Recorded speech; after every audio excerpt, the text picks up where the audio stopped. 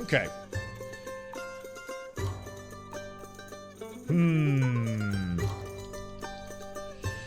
So that means I do need to have you guys come out together. Alright. So, before we get into our first actions, everybody right now is permitted to basically take a, not a readied action, but like there's like a buff period.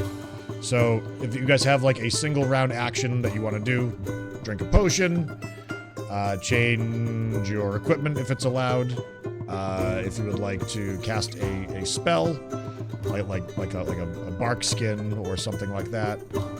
Things like that. Yep, bless also counts, all of those. Yep. Yep.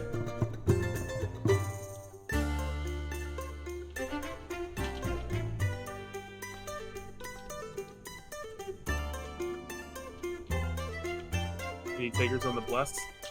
Yeah, you can use bless. Desmond will take a bless. Okay. I'm gonna take a bless. Desmond Crum, does anyone else want it? Otherwise, I'm going to take it myself. Eldrick would bless too if there's one available. Yes. Alright. Those are you then. Alright. I should.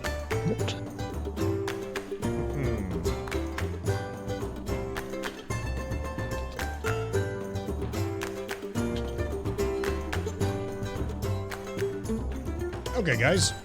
Well, first of all, I'd like to thank you all for showing up today. This is, I guess, I said before, session point 3. And we are going to get into the festivities for the afternoon. This is more or less a balancing thing, as I said before. We'll be getting into the actual meat and potatoes and the settings coming up over the next couple of weeks. But we're going to have some light-hearted, raucous PvE action going on here in just a moment. All right, Domestic, looks like you made it, buddy. Let me see. All right. As we said before, Lord Pennylot Copperton has hired you all to win against a noble rivals team for placement in an upcoming Tournament of Champions. The 12 of you have been hired for the sum of 1,000 gold pieces if you defeat your opponents here today. If you fail, a paltry but still handsome 100 gold will still be awarded to be divvied up amongst all of you. But the greater of 1,000 is at stake, plus the possibility of other riches. Now, initiative order has been cast. We are going to... Oh, no. Shit, I need to line you guys back up. It did not click over... Okay. Unfortunately, I did not click on the actual models and get the order to stick around in the turn order, so I need to have us line back up one more time. I apologize. This was supposed to go smoothly. If you rolled 20 or high... Well, so you guys don't remember the order you guys were in. Let's see. I'm a 16. Alright, well done. Alright, so let's get you guys in here. Thank you guys, by the way. That was like lightning fast. Alright. Okay, so what we're going to do then is, starting with initiative order, we are going to begin deploying pieces on the map. So again, we can move everybody off to the sidelines really quick. Also, chat, let me know if the music is overpowering my voice. I will roll. This is going to be the collective initiative. It's just going to be against the top one. That is going to go second. Okay, so we're going to start with you, Bargy. Assuming that this over here is your side of the board that you guys are going to be in. You may deploy your character in any tile that does not exceed this line. Where would you like to be?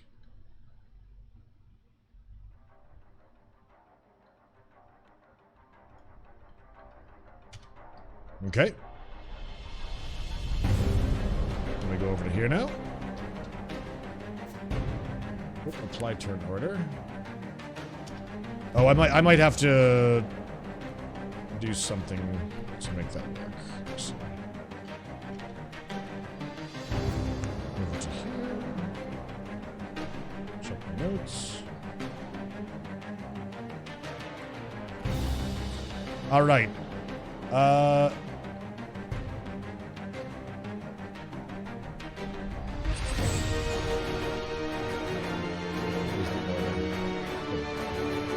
Bartholomew, you take to the field and you stare off as the other team begins to make their way.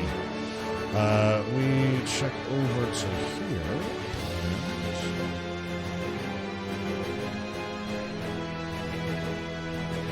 A knight with a large ball and chain with a spiked flail head clanks his way onto the battlefield, bearing a large gleaming shield. He stares out across and steps over in front of this goalpost-looking area. Ciro, you may deploy as well now, anywhere in front of the line that is marked.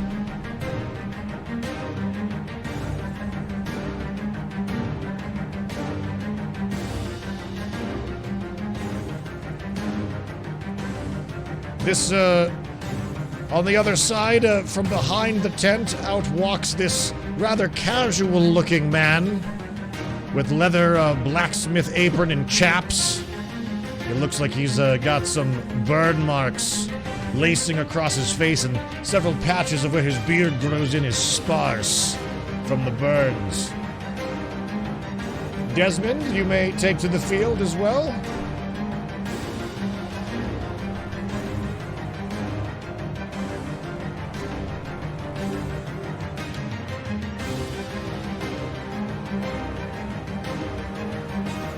Right.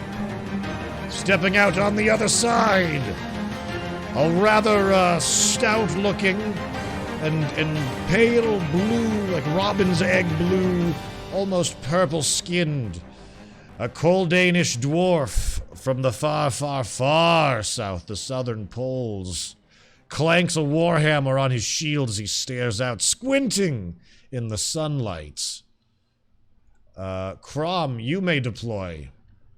After seeing where that dwarf has placed himself.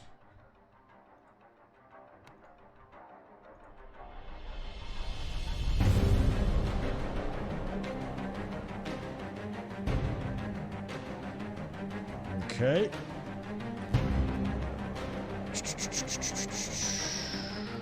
Go to here.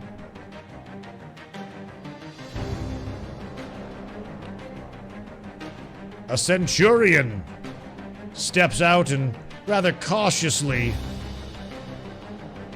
steps up beside the tent, looking over the battlefield, his red-crested helmet rippling in the dry breeze. Eldrick, you may deploy.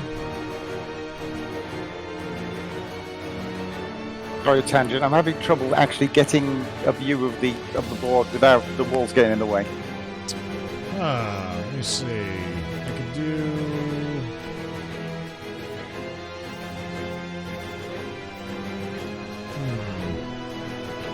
Does that make it easier for you guys?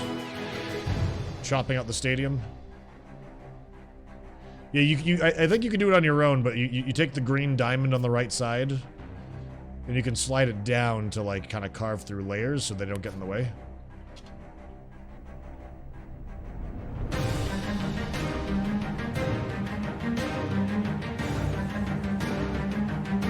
Okay, so where do I move to? Around about where the lion is. Roundabout where the lion is? Or what do you mean? The line, the line you have put across the. Yes. Terrific. Okay. Now this is going to. Yep. Okay. So 1, 2, 3, 4, 5, 6. You guys have 6 guys on your side. 1, 2. Yep, okay. 4.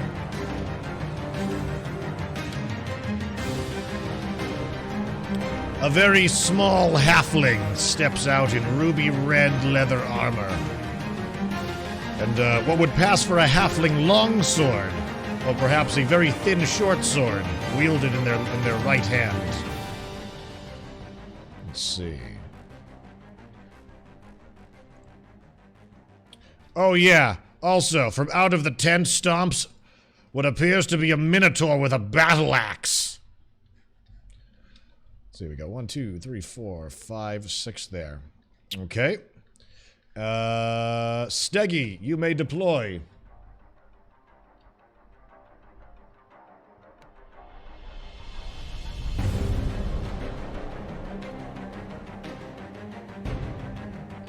Okay.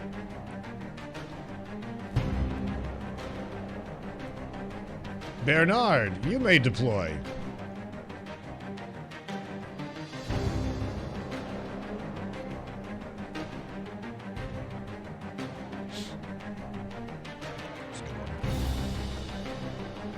Out from behind the tent, a savage, laughing gnoll cackles, its jowls dripping with toxic saliva. All right. Jonas, you may deploy.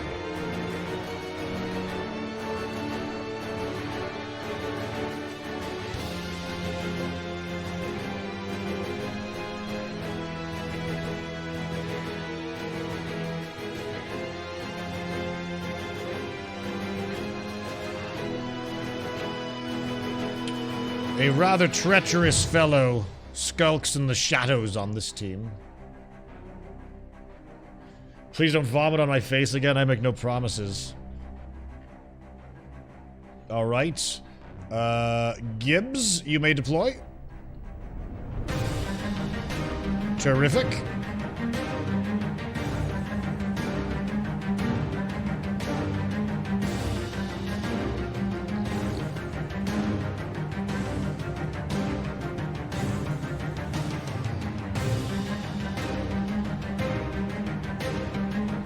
Another shadowy individual stalks up here. Okay.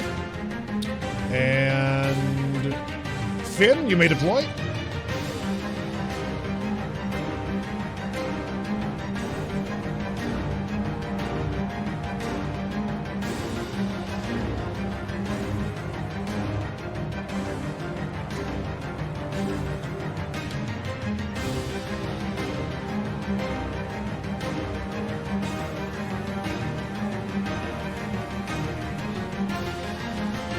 A rather savage-looking orc steps up to their front line over here. 6, 7, 8, 9, 10. Who am I forgetting? Oh, I don't know if I can... I don't know if there's anything that represents you.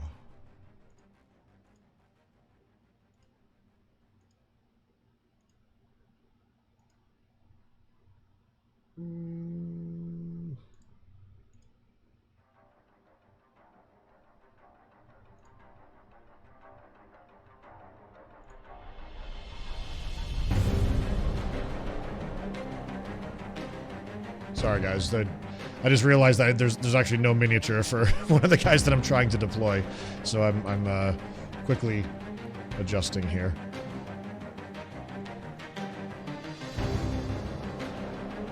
Okay.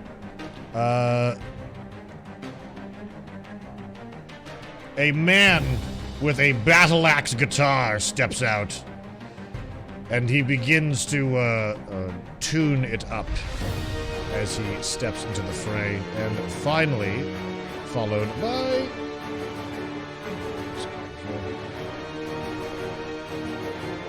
a savage-looking barbarian.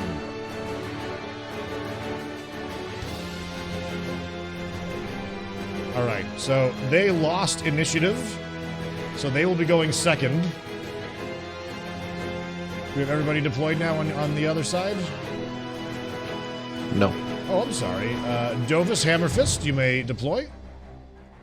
Wreck, you may as well. And is this just a patron who's drinking over here? Domestics, he's just come in late. How do you claim him? Is the thumbs up guy Domestic? He should, yeah, he should just click on him. Player permission. Where's Domestic on this list? Oh, there he is. Oh, it does say you do have permission for it. Yeah, just click on it, Domestics, and you should claim it.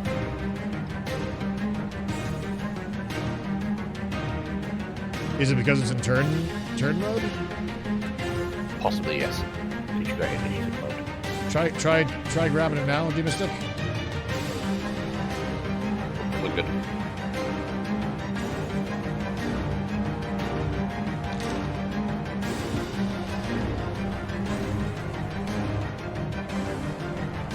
Okay. Domestic, you may deploy as well. Is Domestic not on initiative order? No, he's not on initiative order. Okay. Because we already got everybody on, we're just going to slide you on to the back. And we'll, as I said before, we're just going to add the other enemy team in for going second, basically. Woo! This is going to be a big battle. So, this particular test, as you can see, it is in open terrain. It is intended to be a rather violent spectacle. So, turn order will be applied here. And, well, we're going to go ahead and get ready. So, all of you guys can see your opponents now standing across the battlefield from you. And a metal tune begins to be strummed as the bard from across the battlefield begins to channel some magic through his music that is thrumming in the area that they are. You guys have won the initiative!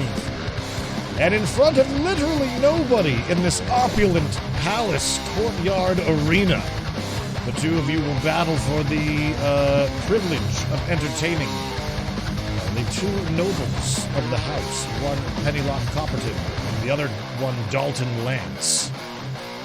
You guys are being represented by Lord Pennylock Copperton, and you've been charged with winning this dual exhibition of sorts. And we're going to get right down to it. So, as I said before, you guys could have one turn to prepare any one action that you want to do, like take a buff, hide, like make a hide check, if you want to move somewhere. Also, it should be known that this is just the starting part of the match. The entire arena can be used. The stands, the tunnels, the ceiling, whatever is here is also fair game. There are no bounds once the match begins. Okay?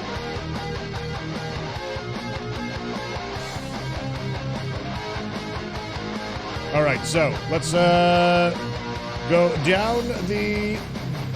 So basically what you guys can do is any one turn with a non-offensive action. So from here, you guys can take a move action, and you can prepare a readied action, or...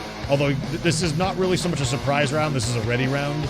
So you're going to get another action after this one. So like you guys are finishing up your deployment phase by taking a move action and a personal action. So a non-offensive, like buff or beneficial thing that you want to do, okay? So Bard, what would you like to do?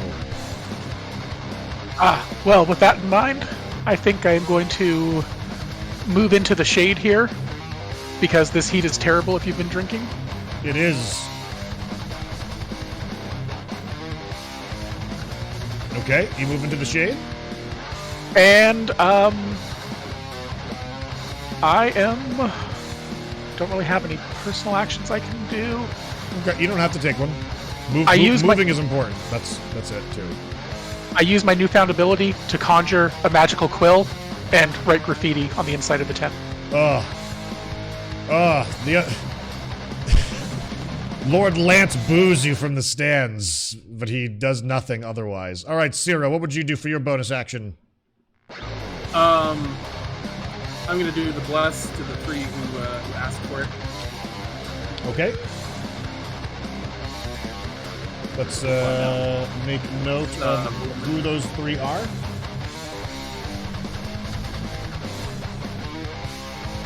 And then And then I think I hit the other two.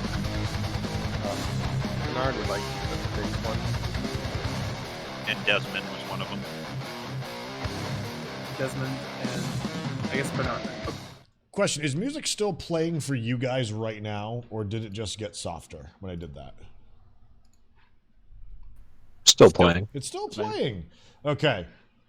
I'm gonna be playing some other music for chat so they don't lose their mind over the same background music that, is better than nothing for you guys as well. So I'm gonna be having some other things playing in the meantime.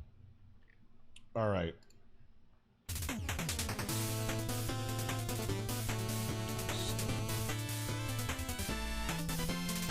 All right, so Desmond, what do you do in your bonus turn? I would like to move up to this fella here and try to hide behind him. All right, make a stealth check or a hide check.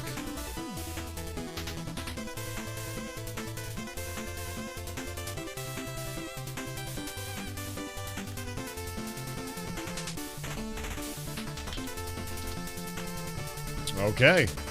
You hunker down into the shadow of your compatriots. Let's see. All right, and Crom, what do you do?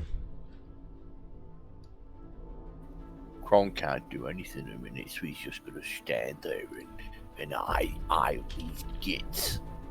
They're gonna get it.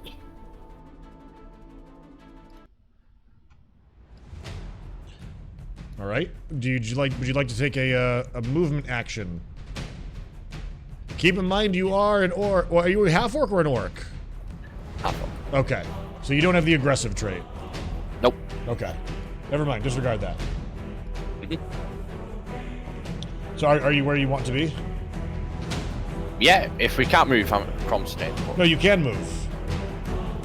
You get to move in an action, that so long as it doesn't cause anything negative to happen to the enemy.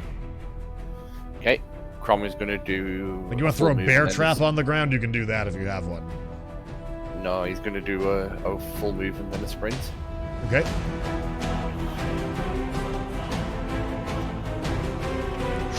So, Okay. Good. Yeah. At distance. All right, Eldrick, what do you do for your first turn? I move diagonally over to back up Crom, finishing about halfway between where I am and where he is now. Okay.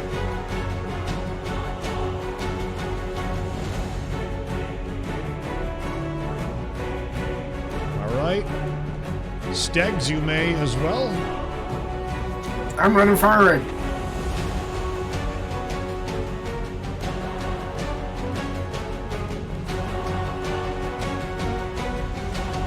Okay. So, we're going to have the enemy take their ready action for starting as well. Like, just so that you guys don't all have to reveal your positions before the enemy. You know, it's only fair that they get some in there too. And you can counter their position, so... 10...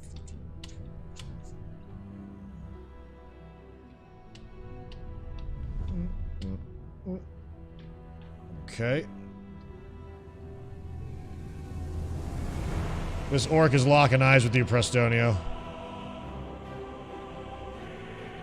It uses its aggressive action to move 30 feet.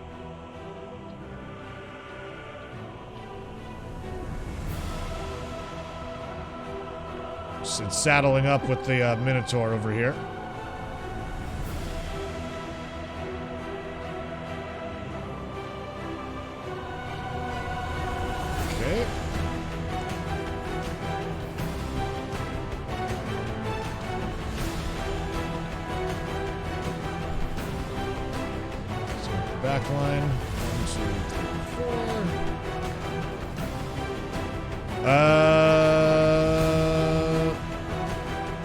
This halfling vanishes.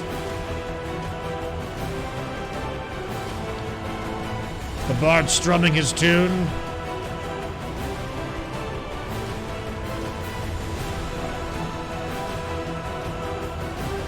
He seems to be moving magically faster. And he takes up a spot in the stands, watching down on all of you. Let's move on to Bernard for deployments. Alright, I'm just gonna take my movements and then stare at them menacingly.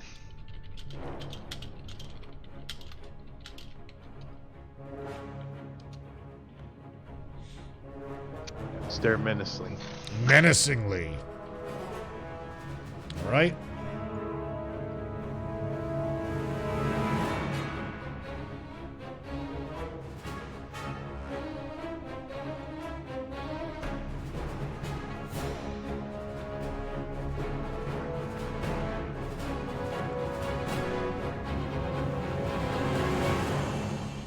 Okay, Jonas, you may deploy. You may take your action, and Gibbs, you're on deck. I'm gonna move up and apply mage armors. Aha! Jonas steps up, weaving his arms in a geographic pattern before him, and glyphs begin to illuminate in a sparkling, shimmering green and encapsulate him in mage armor before fading with a dull hum. Finn Stillbreeze, you may deploy. Oh, I'm sorry, Gibbs first. Gibbs, you're up. I'll move up. Yep.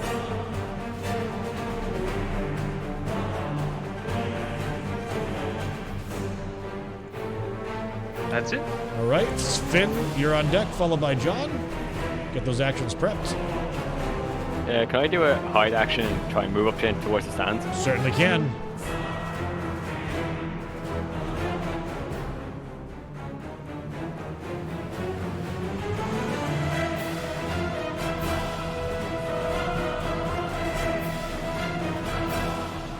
All right. You toss your cape over your eyes and vanish into the stands, if you so wish. Quiet as a mouse. Oops, sorry.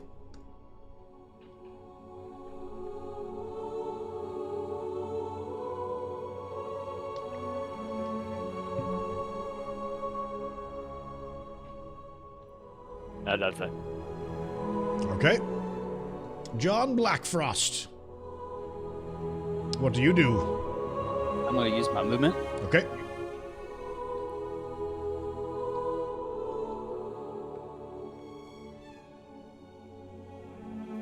And I will use my dash action. Okay.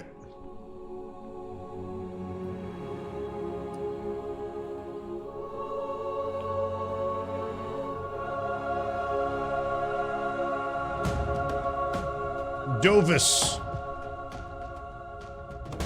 Your turn.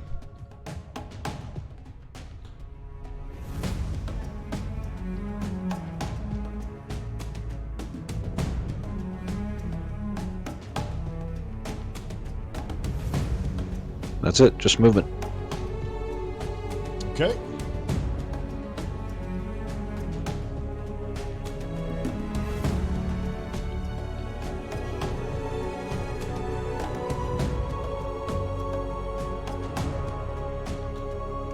This guy vanishes in the background.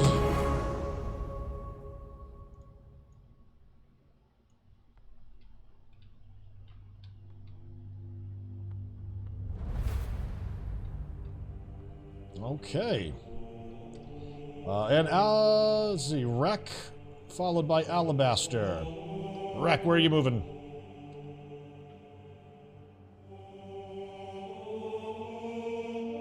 I'm gonna move my full distance.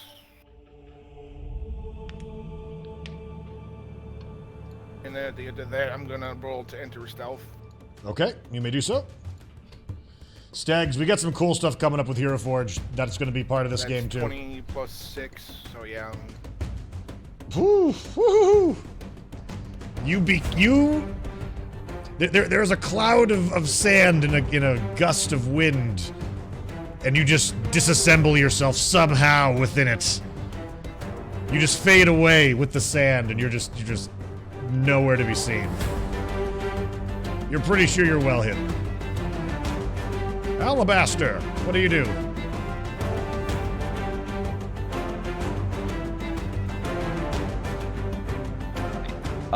I am going to first. I kind of had meant to be back here. All right. Because I think the line here. But I'm gonna just approach, banging my hammers on the side as I go, yelling at them, calling them out, demanding that they come and fight me. Okay. All right. So, at this point in time, we move into the actual opening round, which you guys have won your initiative. And so, I'm going to skip this turn of these guys here and arrive back at Bartholomew. All right. Players, are you ready? Ready. All right. How enthusiastic. Fine. Let's do it. All right. Bargy, you have turn 1. You may begin. What do you do? All right. Taking a scan around. Looks like a couple of our opponents were rather brave and approached closer than others. Okay. And Bartholomew's spellbook, almost as if on its own, not quite the same as last time, leaps to his hand, opens of its own accord, pages begin to riffle, and from the pages of the book itself, a firebolt comes flying out, looking to strike this orc here. Which one? Oh, of course. All right. Right here.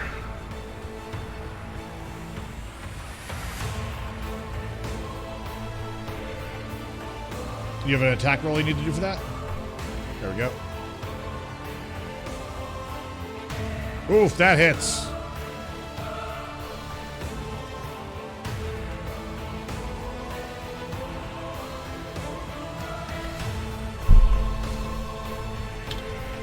Four fire damage. All right.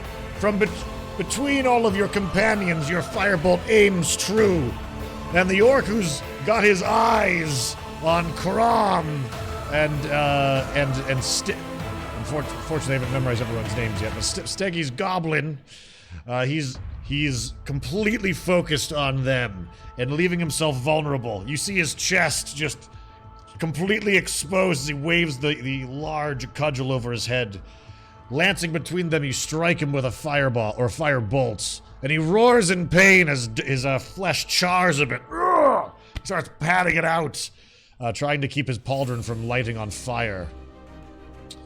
Ciro, you're up next, followed by Desmond. Unless Bargy's got something else he wants to do as well. Alright, Ciro is going to dash up, kind of waiting so that all the main fighters can get ahead of him. Okay.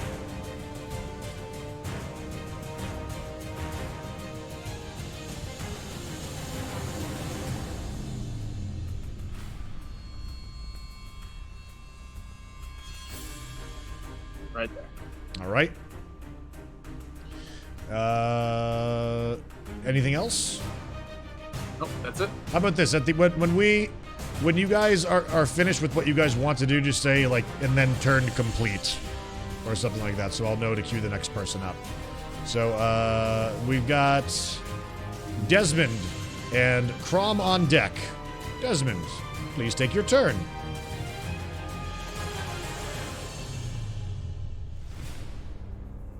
I will follow behind Ciro, using my bonus action for a dash. Mm-hmm. And then I will attack the casual-looking fellow in front of the knoll with a bow. Oh, the casual-looking fellow. I'm like, oh, there is a casual-looking fellow over there. Yes. All right.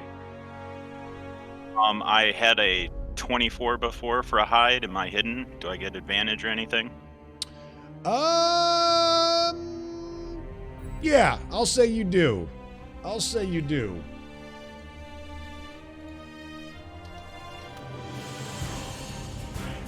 Yeah, that hits. That will hit.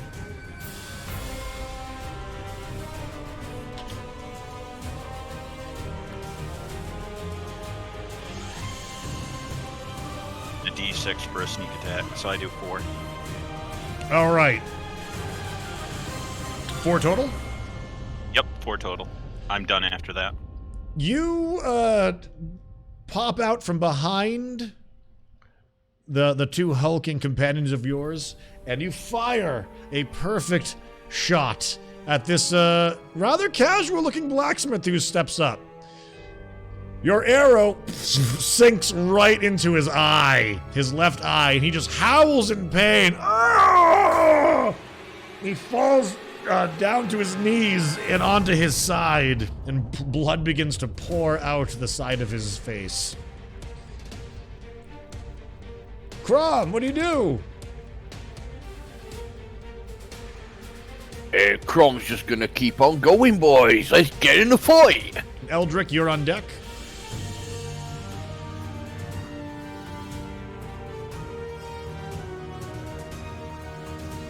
Okay. Any other actions? No, Crom is going to be done there. All right. You want to ready an action or anything? I'm gonna have my two-handed axe in front of me, ready for when they come to me. Gotcha. Okay. Eldrick, you are on. King Steggy, you are on deck. Regardless of what the miniature says, I have my crossbow out. Okay. I take aim at the orc just to the left of Crom. Yep. And I fire at him using my sharpshooter action, which will allow me to go beyond 80 feet. So I'm not sure how far away that is. Okay. Let's get that measurement. Well, look at that. There you go. Good call. All right, so you heft your crossbow and get ready to pull the trigger. You may make your attack.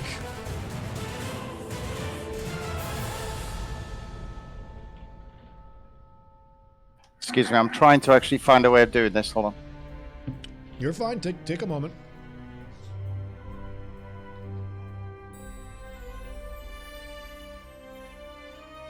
So, chat, for those of you guys who are watching what's going down here, this is kind of like a timekeeper's experiment.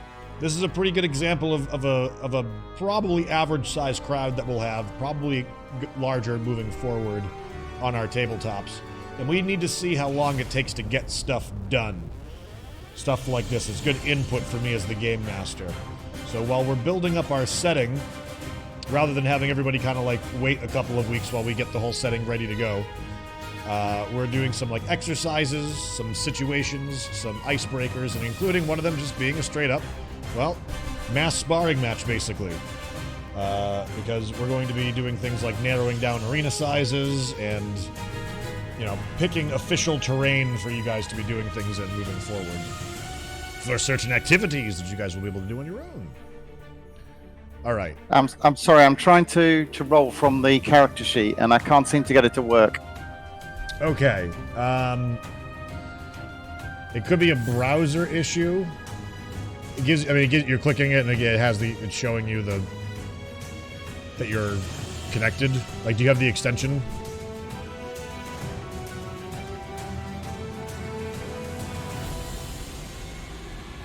That works. Yeah, but that's from strength. Trying to do it from the attack, it doesn't seem to be working. Oh, what you want? Are you trying to substitute a stat? Because it should just be under attack. Like if you go to your equipment, it should say like crossbow, and have a dice roll for that right there. should have under actions. It should have a crossbow and then a hit DC, and then you hit that. Yes, it has. I click it and nothing happens. Huh. You have to click back into the game. And then you drag the dice from Oh, yeah. No, there's no action point on the website. There is for everything else, but not for the attack. It was working last week. Have you tried refreshing your browser?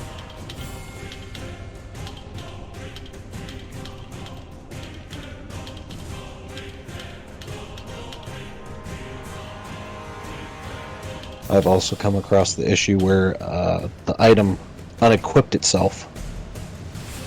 It's okay. It's working now.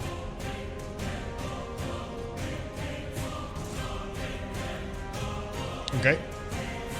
Did we get it figured out? Yes, it's 8 plus 5 is 13. Hit.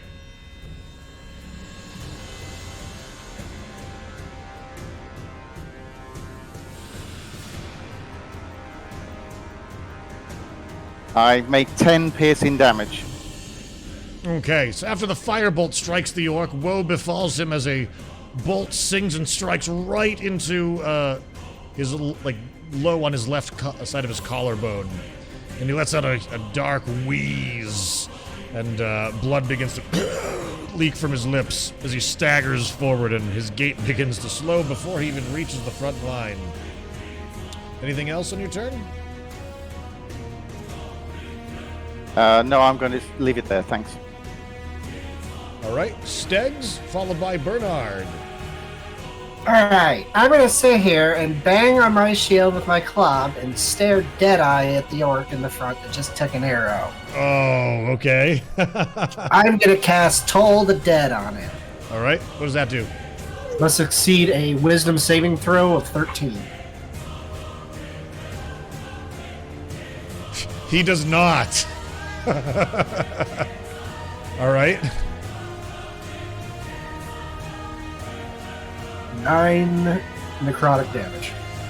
Alright, so he makes eye contact with you. He reaches for the bolt and starts to try ripping it out with a grunt of pain. His eyes just like locked menacingly on yours with extreme hatred. He hates that it's a goblin looking at him like this.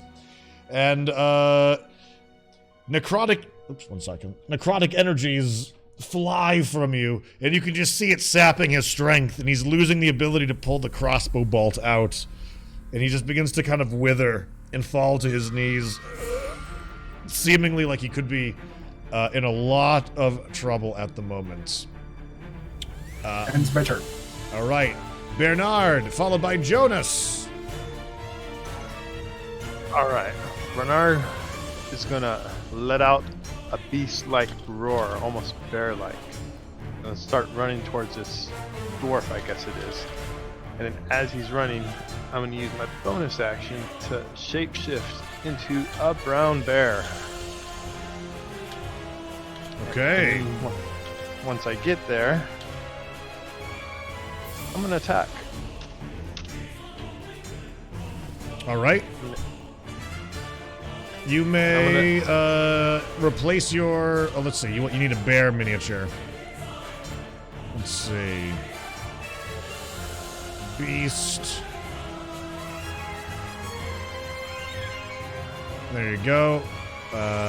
Player permission. All right.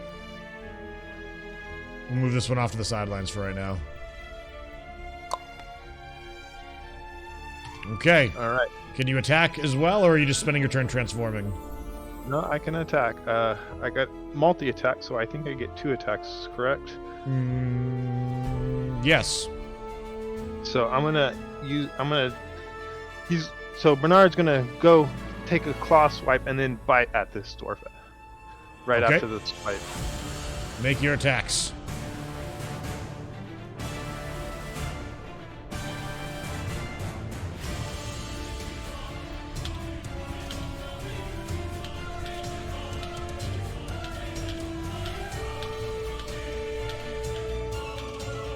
and that's the blast that gets added on. So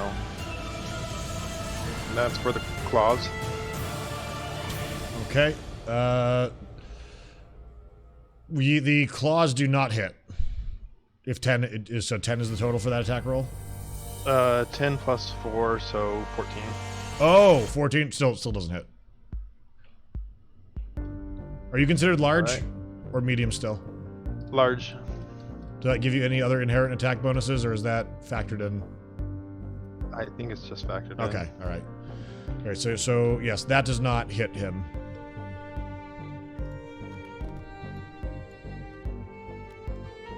And that's the bites. And that certainly will. And total damage for that. There you go, sir. Thank you. All right, so that ends me. The dwarf watches and goes from looking arrogant and cocky to really surprised as you begin to stand up and shapeshift before his very eyes. And before you loom up on him, you bring a big bear paw down and he blocks with his shield. It makes a big meaty hollow clank as your claws scrape and spark against the circular buckler, rather. So, while watching you, though, you overpower him and bring your jaws down and bite right into the flesh of his neck between the pauldrons. And part of your teeth bites into the armor, and you can feel the metal buckle beneath your sharp, magically enhanced teeth. He roars in pain. And I sneeze, excuse me. Excuse me, sorry. So... Hunter, you said there was 6 damage? Yeah, 6 damage. Thank you very much. All right, Jonas, your turn. With Gibbs, you're on deck, followed by Finn. Get those actions ready. What are we doing, Jonas? Alrighty, we're gonna weave around my Crimson Magic and fire off an Eldritch Blast at the orc. Okay. Roll attack.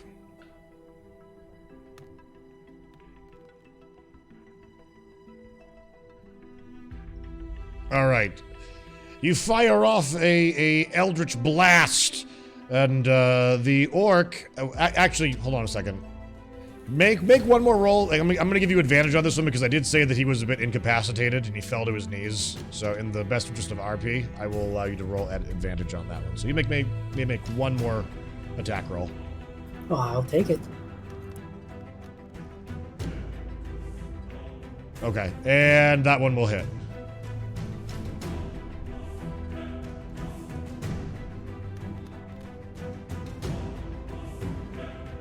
Okay. In the orc's weakened state, he's desperately trying to and weakly pull the crossbow bolt out of his lung, watching King Steggy mock him gleefully from a rather short distance, and he's just an easy target.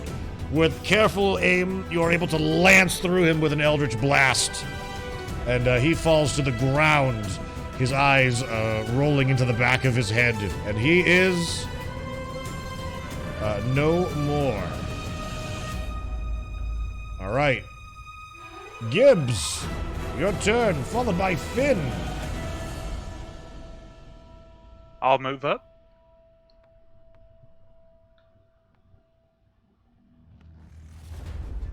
I will withdraw my sling and... Okay. Strike.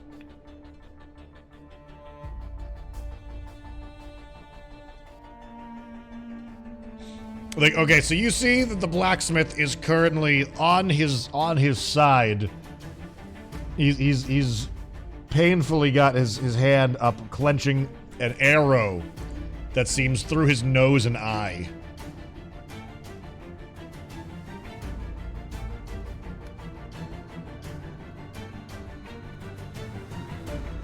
Hits. He probably should have advantage on him as well, but you hit him regardless. 7 damage. All right. He's starting to sit up, and you whip your was it a sap? What was it? A sling? Sling. All right, so you're spinning the rock in the sling and loose it, and you strike him right in the side of his head where the arrow isn't. Oh, he just falls to his back, like making a snow angel on the ground.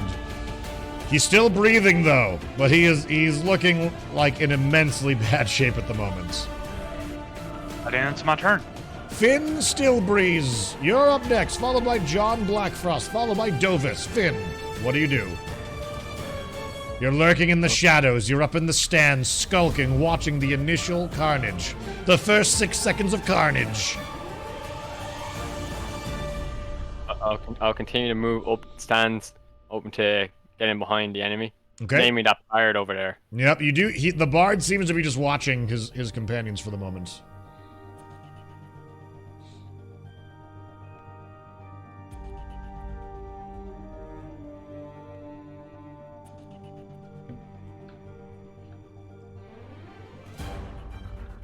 I love you. No. Okay. John Blackfrost, followed by Dovis. John, you're up. Alright, I am gonna move. Okay.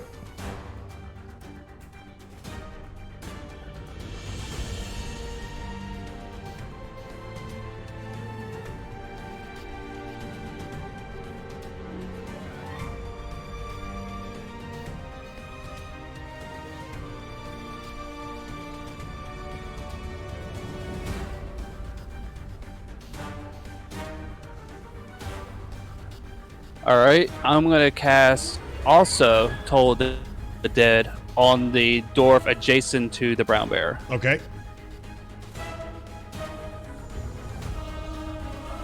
He needs to make a throw of 13. Wisdom? Yes. Success. Is it a total resist? Yeah, it's total resist. All right.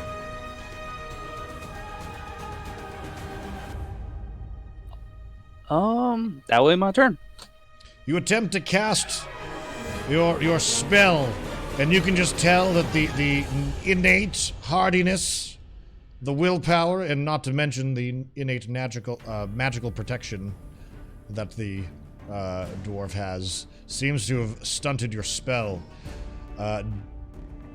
Was that Dovis that went, or was that John? That was John, right? Dovis, you finish your turn.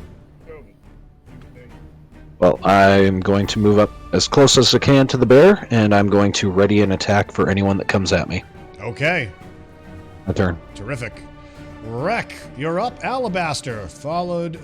You're up next, followed by the enemy team.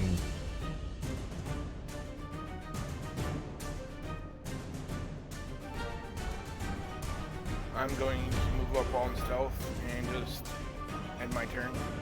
Okay. Staying in stealth, he sneaks up, using the chaos of the battlefield as their cover. Alabaster, what do you do? You're up. Alright, I'm going to approach them. I'm going to dash up. Strange, not good to see you, get pal. close quicker. And just continue smashing my hammers on the stands, smashing them together, and basically challenging them at every step of the way to come and fight me, bro. Okay. But in the stands. No, that was a misclick. Oh, okay.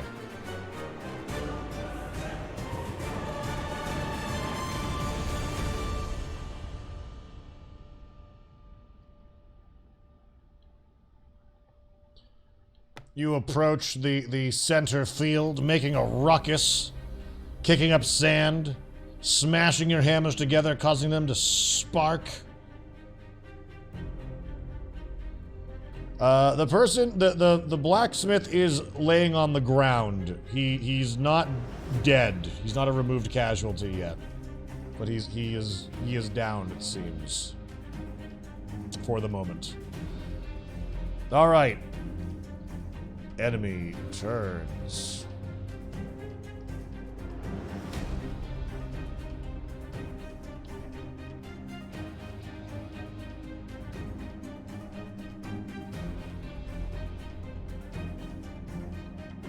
Okay. That.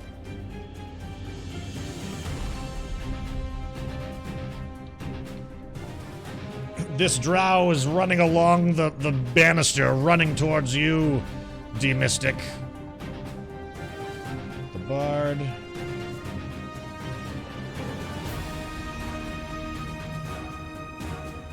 Oh no, supposed to. Gotta probably teleport him.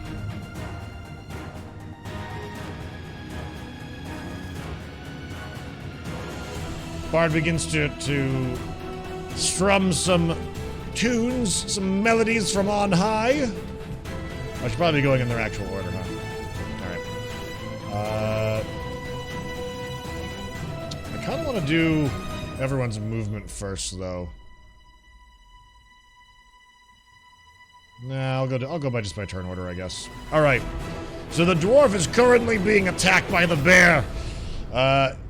He tries to dig his lobster gauntlet fingers into your nose and under your lip to try and, like, wrench your jaws free, while swinging up his warhammer from the side, trying to bludgeon you several times in your thick, bare skull. He attempts to attack you. What's your AC? In bear form, 11. 11. He will hit you.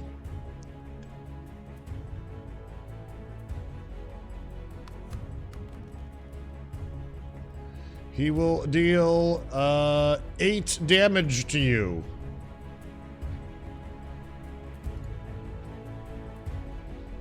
Alright. Alright. This Spartan fellow here, because you don't know his name. He rushes up with a charge. And he leaps into the air and attempts to shield bash you. As he does.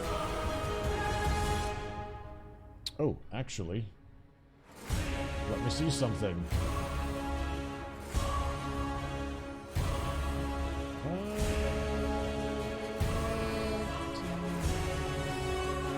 Okay. Oop, that's not correct. There's only supposed to be only one die. Do.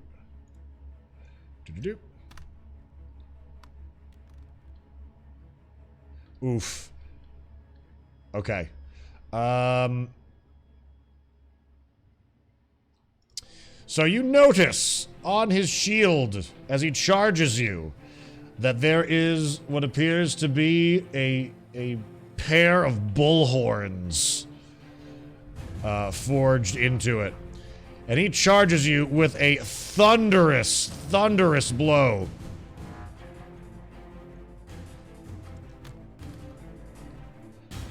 Six, 7, 8, 9, 10, 11, 12.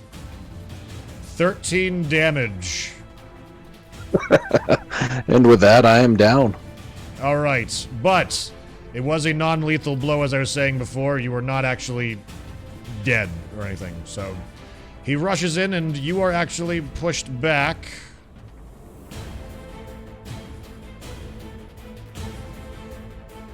One tile.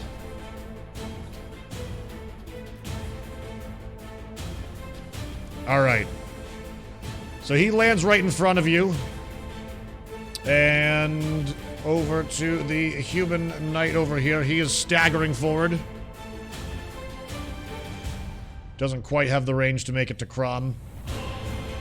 The Minotaur charges and engages Crom immediately. Crom, did you have a ready to action? Crom did have a ready action, and he swings his axe fast as the big hunk of beef comes in. Okay, actually, hold that thought. Wait a minute. Yes, I did. You had a ready to action, didn't you? For when you got engaged? Did. Yeah, you may make that attack. And that will technically trigger first before this, so.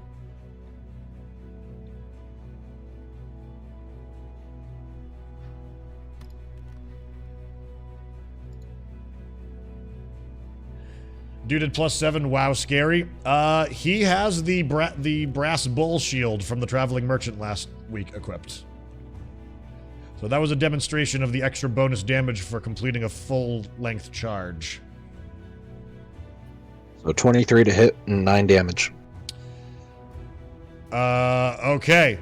So, right at the point of impact, you are able to raise your blade and you drive it right through the visor of the man as he rushes in. You still get smashed and you still fall to the ground. But after the thunderous blow, the Centurion falls to his knees, screaming, as blood pours from what you can only assume is his eye, his face, something.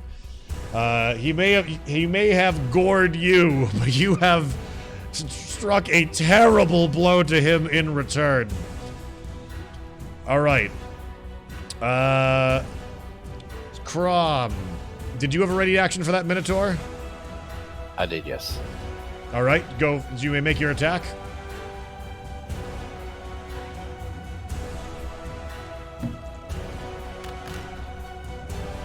Okay. This is a power attack +2. Okay, that'll hit.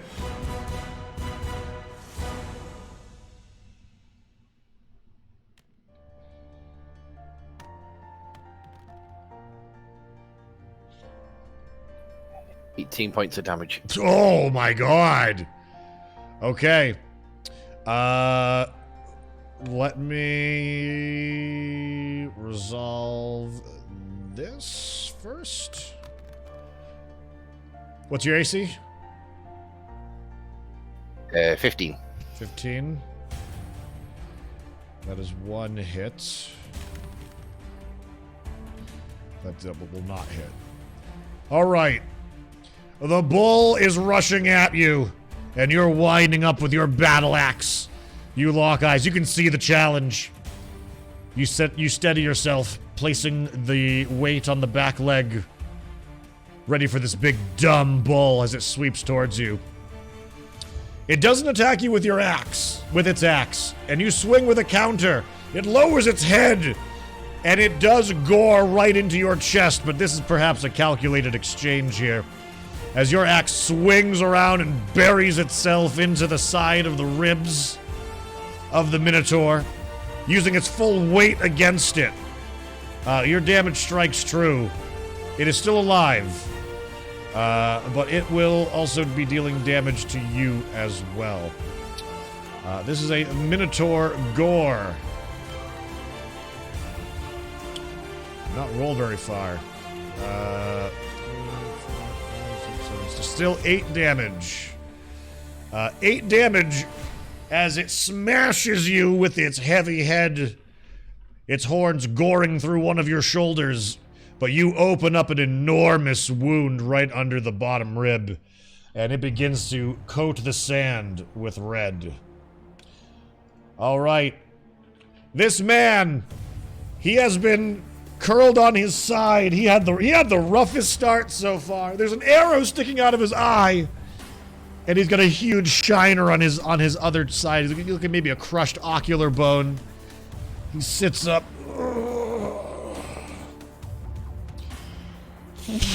He spits a big gob of red, and he's looking around the battlefield, and it's just chaos all around him. He looks over, there's a bear mauling one of his friends. And he sees that there's other enemies closing in from all sides. He staggers up to his feet. And he begins to take off his vest. Stripping out of it. He drops his blacksmith's hammer. Let me see.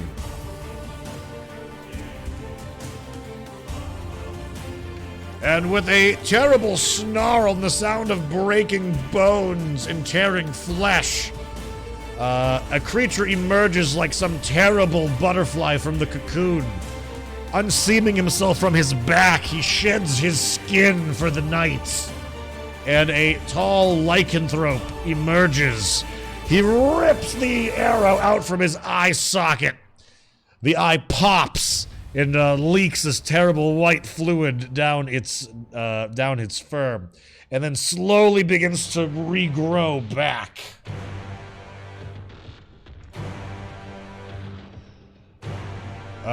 He does that and turns and begins to drop down onto all fours and break into a run.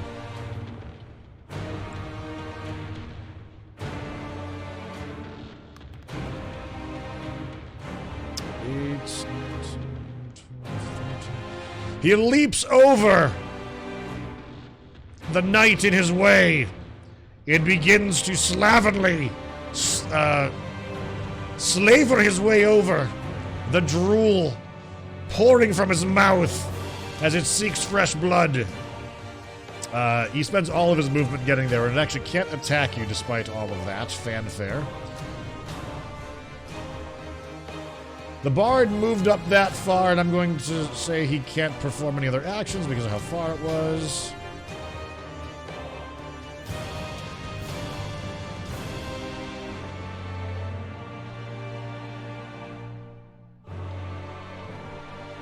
Okay, barbarian.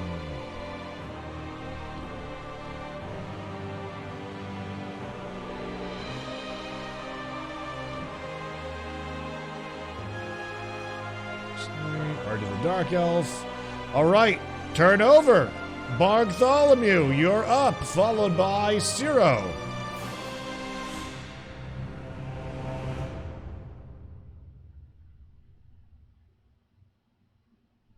Bartholomew, are you there? Bargy's had to go and pick his missus up. That's all right. We can come back to him. He'll be back in a minute. He All won't right. be long. That's okay. We can come back to him anyways. Ciro, followed by Desmond, followed by Crom. Ciro, what are you doing? All right, Ciro's going to move up and seeing the Centurion bring down Dovis. He's going to bonus action a healing word. Aha. Okay. You may roll.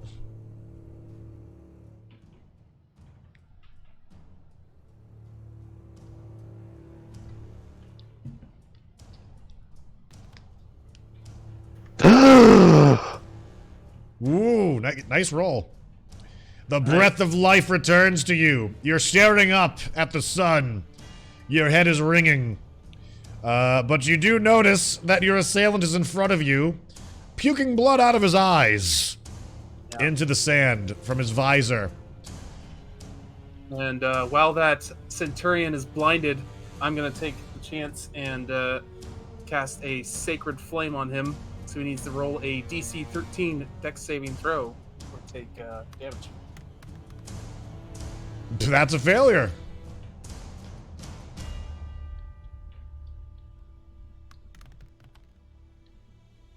Take 6 damage. All right. You mutter a word of banishment and atonement, and the very sand beneath the Centurion begins to heat up, and he is wreathed in flame and begins to scream and flail around on the ground where he's at. He's still not dead, however. And that's the end of my turn. All right, Desmond, followed by Crom. Desmond is going to move forward to over here, use a bonus action to try to hide, and move over here while hidden. Okay. Here's the stealth check. That's +6, so 12. Okay. And then he is going to try to shoot the Minotaur. Okay, you may attempt to do so. That has a +1d4. Okay. 16. That will hit.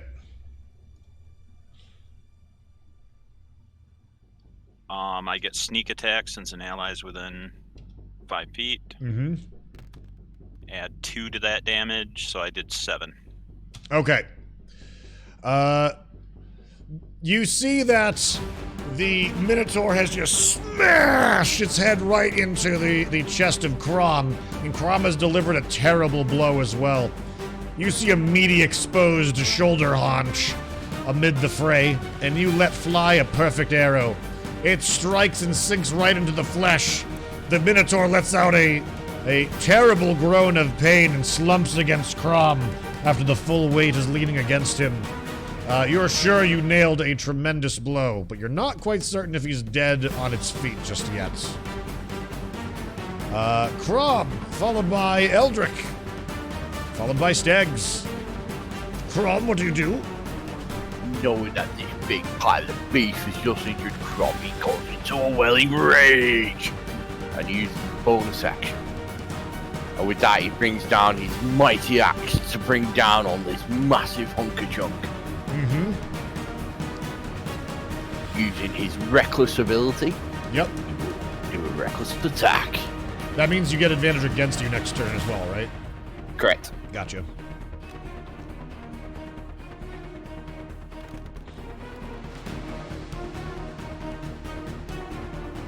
These are power attacks, by the way.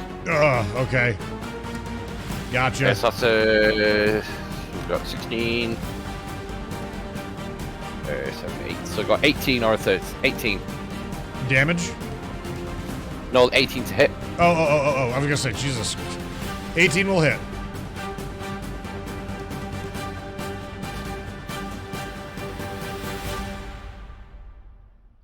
$23 damage. Woo! Oh my god. Alright. You get smashed in the chest, and you back up for a moment. Using the momentum, you bring your battle axe around, and with a tremendous uppercut, you shear off one of the entire horns of the Minotaur, and it goes flying through the air, splintering like dust. From the impact point, the Minotaur looks completely shocked by this as your axe continues its arc down and buries between its eyes and lets out a terrible snort, a puff of steam emitting from its nostrils. It grabs you by the throat, its muscles bulging as its body goes through its death throes. Falling to a knee, you can tell your axe is completely stuck as it looks up at you with complete confusion. It's one single horn, glinting in the sun as the light fades from its eyes. You kill him. He is dead. Eldrick, it is your turn, followed by Steggy. Okay. I do a similar action to the other chap who was the rogue. I move forward and then cast a stealth throw to determine whether or not I can be seen, and then I will move forwards to take a position and then fire against the captain who is to the right of the bear. Okay.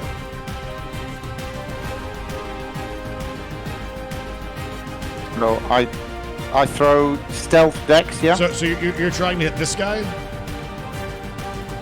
Which one are you trying to hit? Oh, to the right of the bear, so you want this guy. Right?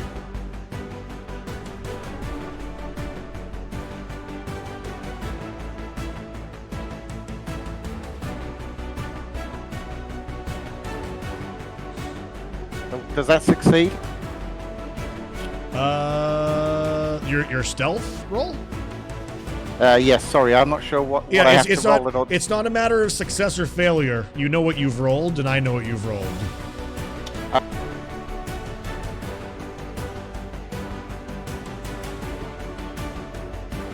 You get what I mean, though? Like, even technically a 2 is a successful stealth check. It's just easy to spot. Okay, fair enough. I wasn't quite sure what to do there. Yeah, So it's okay. I now fire my crossbow at the captain and attempt to kill him. Okay. Fire.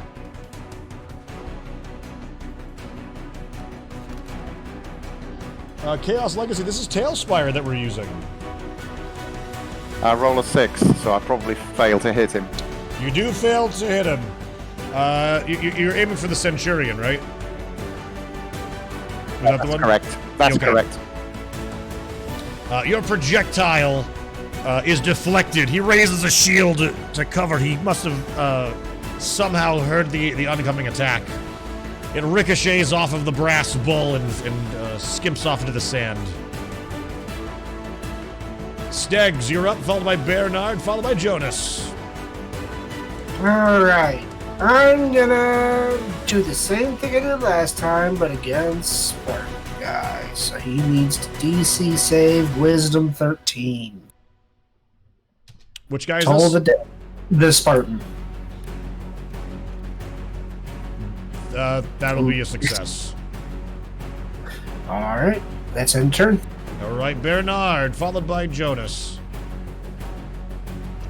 Alright, I get hit by the what is it, the hammer that dwarf is carrying. I try to shake it off, and I take a small step back, but not away from him.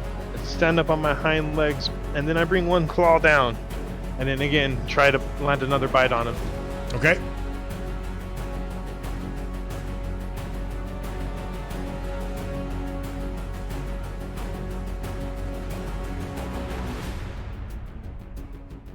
Woo! Oh my god!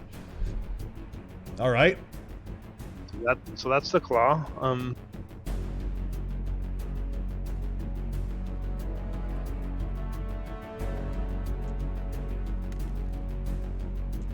And because it's a crit, I think that's extra damage. So that's one attack. 23. Yeah. Nice.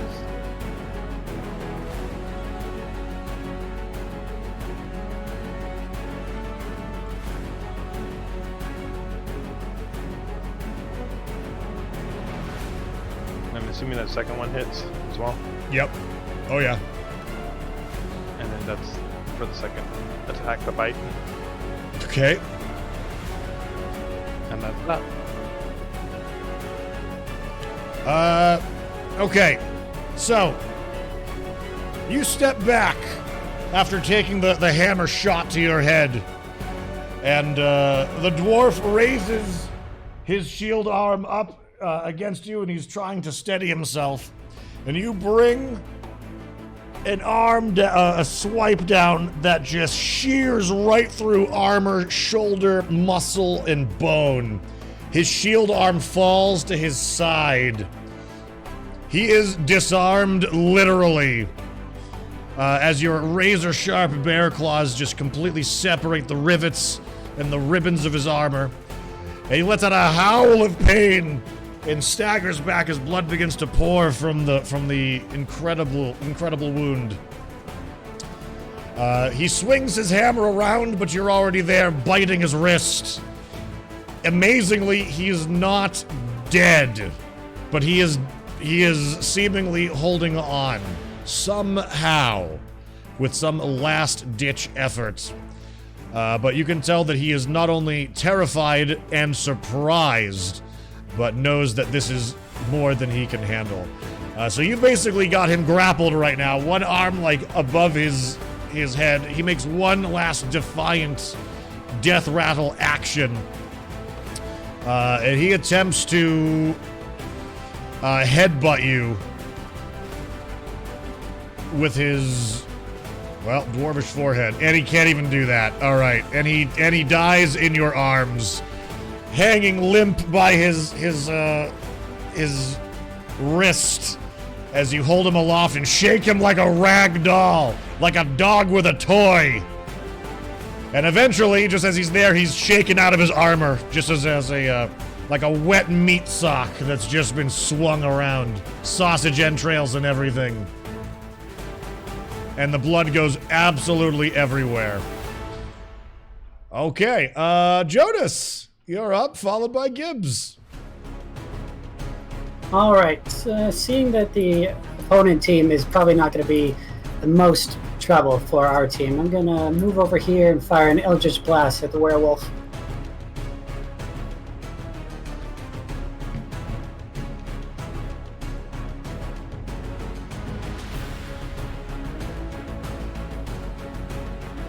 That's a hit. Roll damage.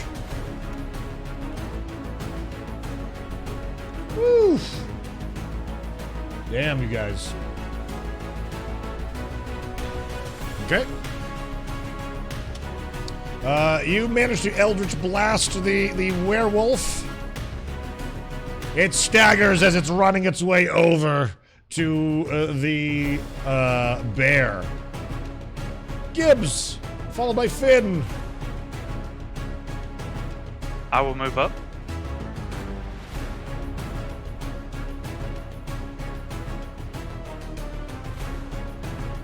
I'll give the captain his final blow. All right. Make an attack roll. Quarterstaff strike.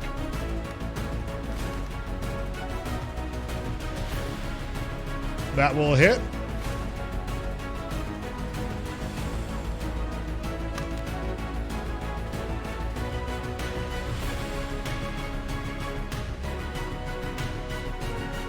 Okay. You rush up with your quarterstaff spinning in the air, and you bring it down low and crash it on the side of his helmet. The Spartan hits the ground hard, face first in the dirt, and does not move. He seems to be unconscious. I will use my bonus. Yep. I'll use my Kai point and use Fury of Blows. Okay.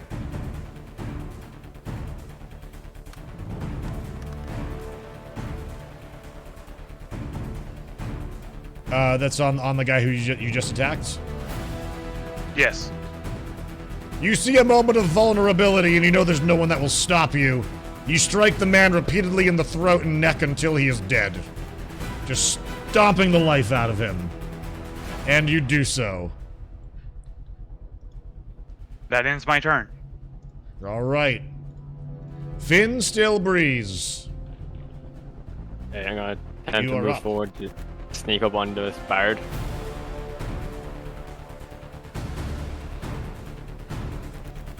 Can I just like move to here, like one tile? Okay. Make another stealth check.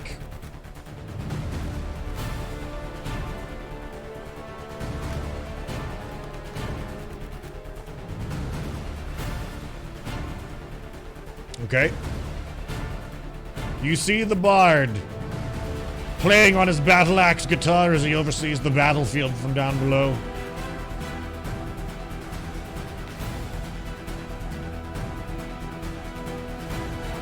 So right behind him, I attempt to stab at him with my rapier. Alright. The bard is going through some gnarly solos right now as you ready your rapier. But then he turns as you get within range of him and he swings at you.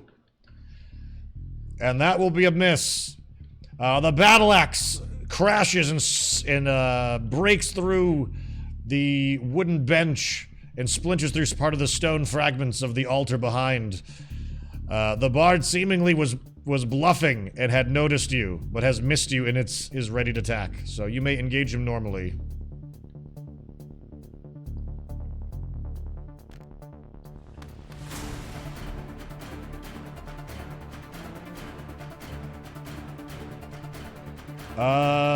That will not hit.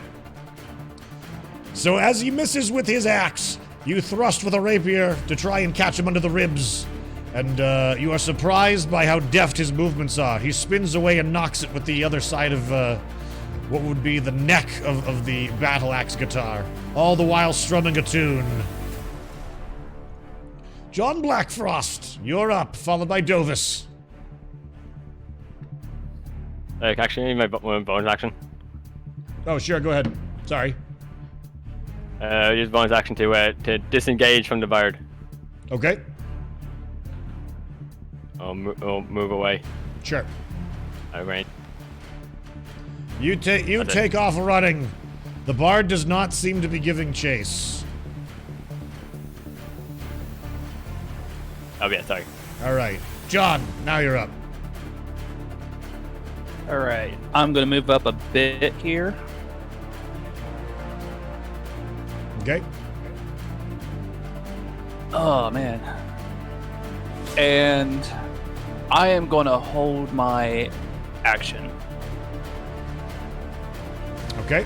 To do what? I will hold my Channel Divinity, Path of the Grave. Okay. And now in my turn. All right, Dovis, you're up. Dovis is going to move behind the bear and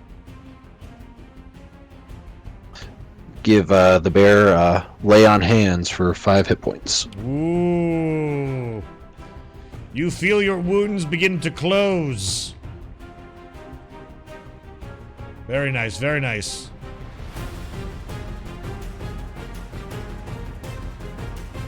My turn. All right. Madrek, followed by Alabaster.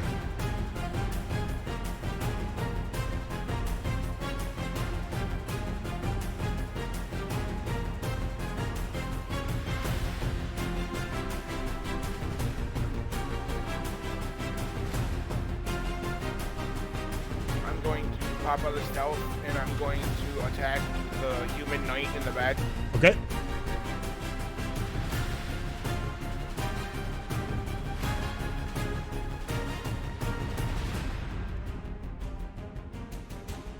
Yikes. Okay.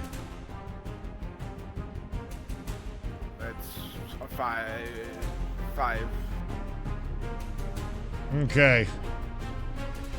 Madrek, you stand up and you knock an arrow, and you may roll damage.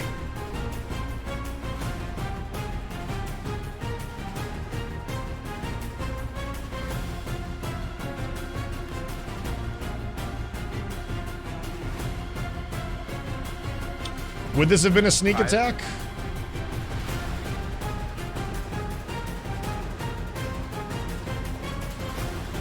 Yeah. Do I roll another one? Roll sneak attack damage.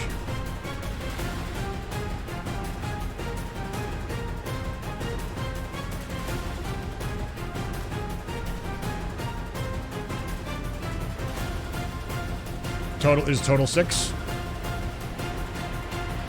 So 6. All right. As you pop out of stealth, you get a grain of sand in your eye, and it burns. It burns oh so very bad. You squint through the tears and let fly an arrow. And it strikes the monk here for the full damage.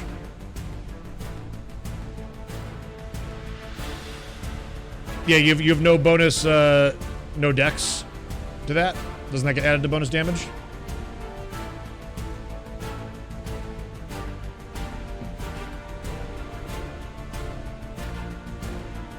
No, Steggy, there's no way to scroll down the players list on the left, unfortunately.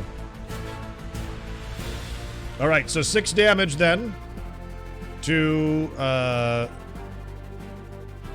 got it. Okay, you got it? Good. Alright.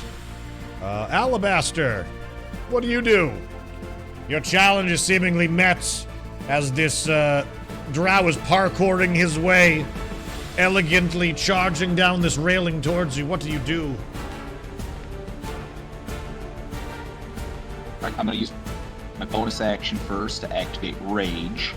And then I'm going to move towards him and just right up to him. And I'm going to jump up on this thing and come down with him with the double axe handle Warhammer special. All right.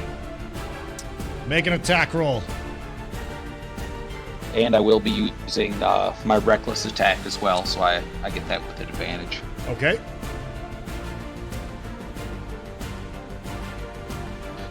Right, I don't have my integration set up on this computer, so this is a +6. Okay. That will hit. That will hit. I was going to roll my second one there. So I hit, so I'm going to get 1d8 plus 6. Okay.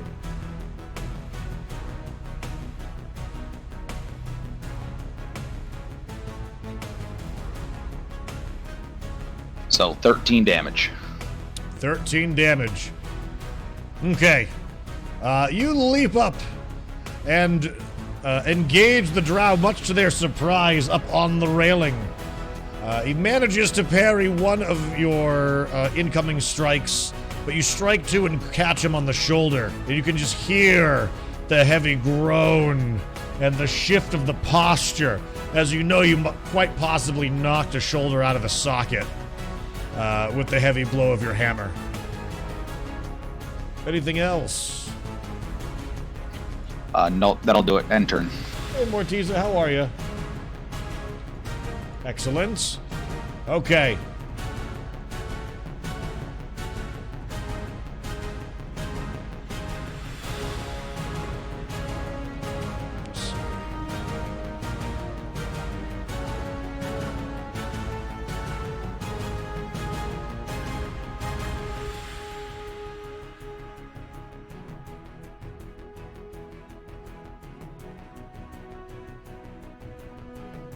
Okay.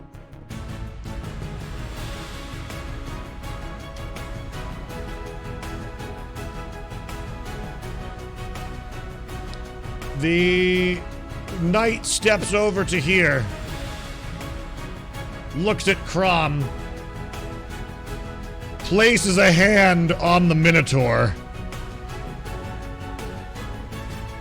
and where is he? 1 second. Interesting, listed there. And a significant number of its wounds begin to close.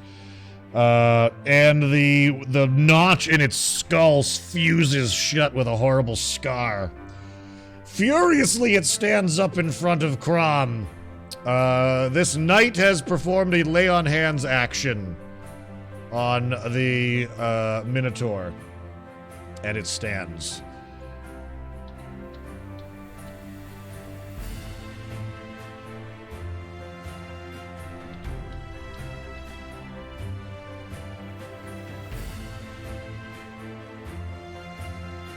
This one, the gnoll breaks into a heavy run with its shield up.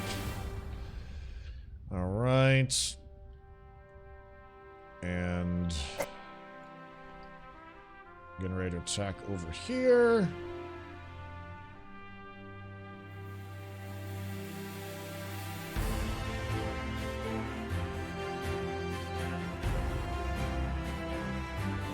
Okay.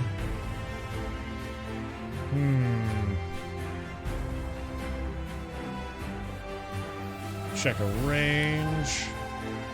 Oop, that's not right.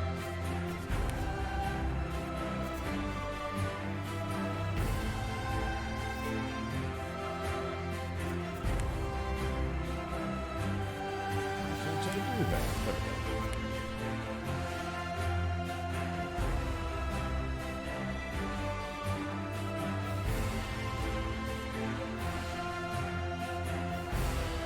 we go. Okay.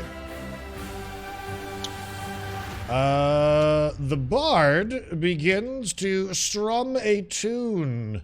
And let's see. Demystic, I need you to make a wisdom saving throw. DC 13.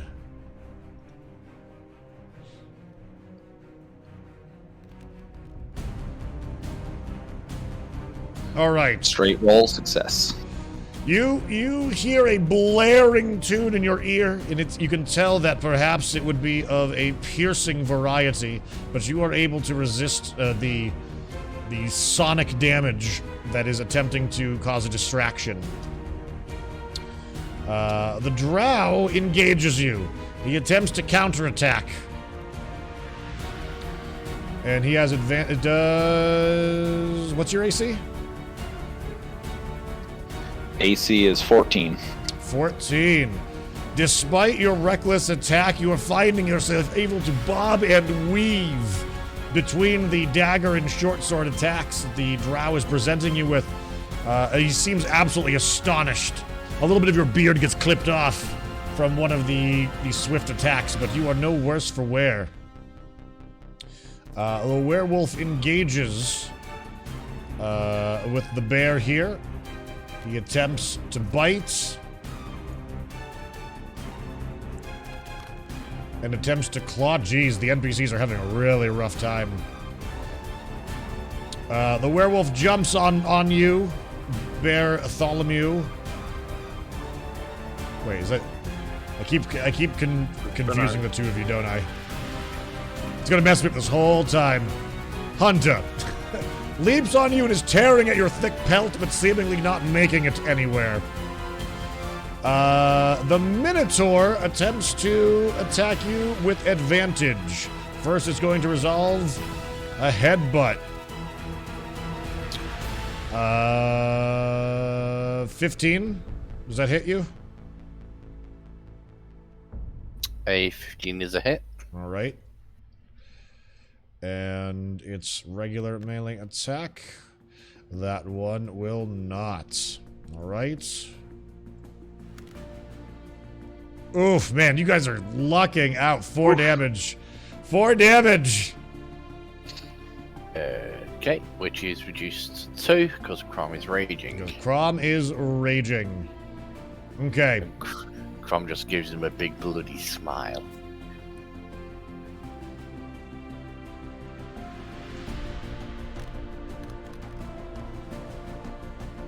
Okay. You are smiling. Currently. 1 second.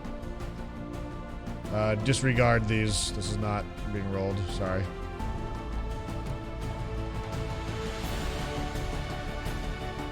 Okay.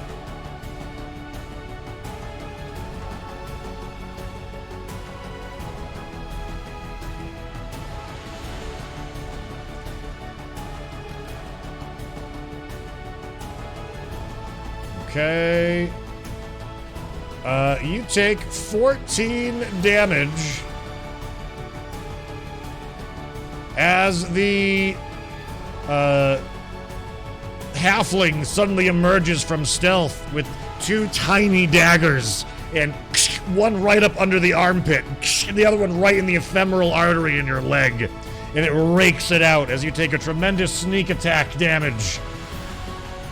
Crom goes to 1 knee. He's not down yet, but he's seriously hurt. Okay. And man, they are not doing enough work against you guys. I think that's the turn for them.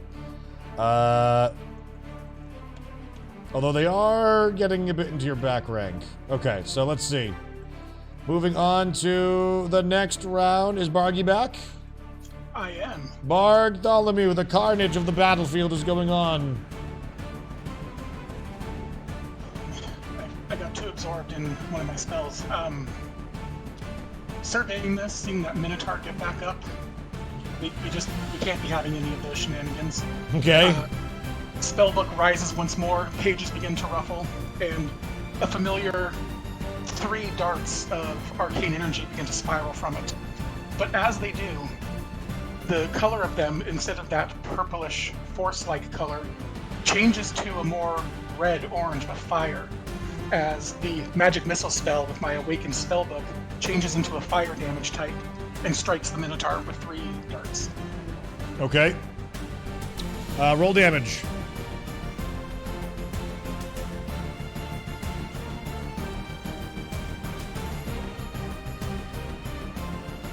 At 12 damage, each one's a +1. You raise your hand and you let loose your 3 arcane missiles, and mid-flight they burst into fire and streak like small comets across the battlefield. But then something happens. You're not entirely certain what. But they arc around, and instead of striking the Minotaur, they strike the Minotaur's battle axe, where a red ruby gleams in the middle of it. He lets loose a howl. You're not sure if it's pain or what, but the other horn regrows that was previously shorn off.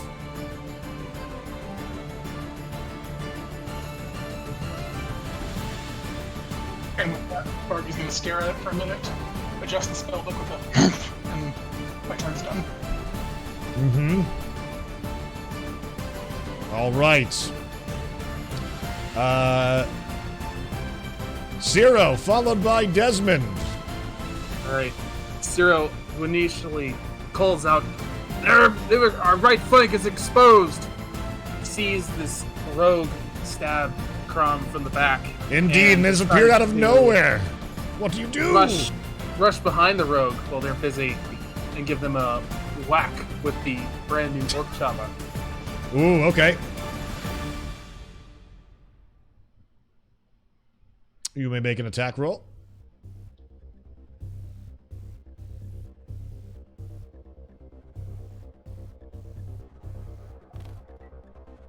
That hits.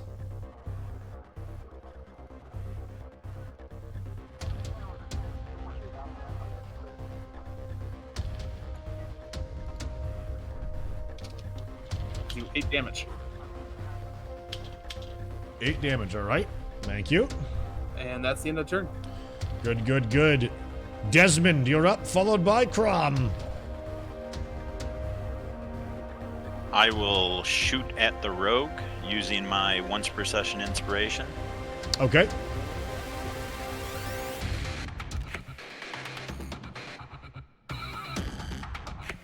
Does a 15 total hit. Which one are you hitting?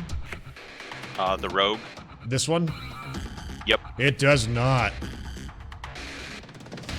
Oh wait, I have bless. Hold on. You got blessed, yep. Ooh, it might. It might. 18 hit. 18 hits.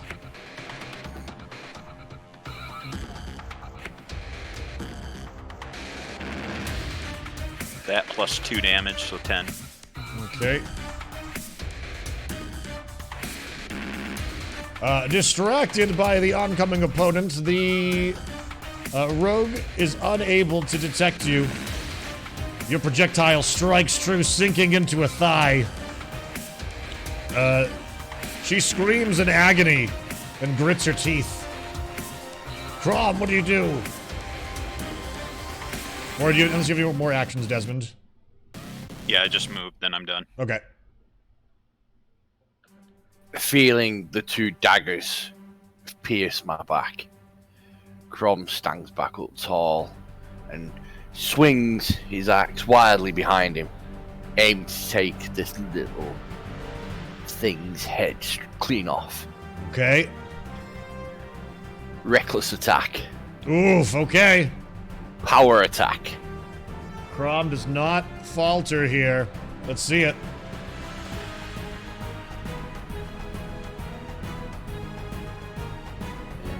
To hit. How much to hit? 15. 15? 16. Hit. I could have rolled again, but... I mean, you might crit. You never know. Ain't gonna argue that logic. Yeah, right. But nope. Okay. Yeah, well, you got to hit.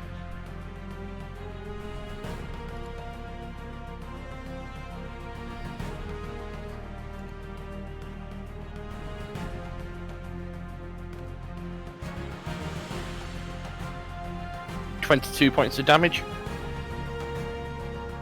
Okay. You rear back with your axe and you bury in the side of the neck of the Minotaur, who is roaring in pain between a state of consciousness and unconsciousness as its allies battle to keep it in the fray.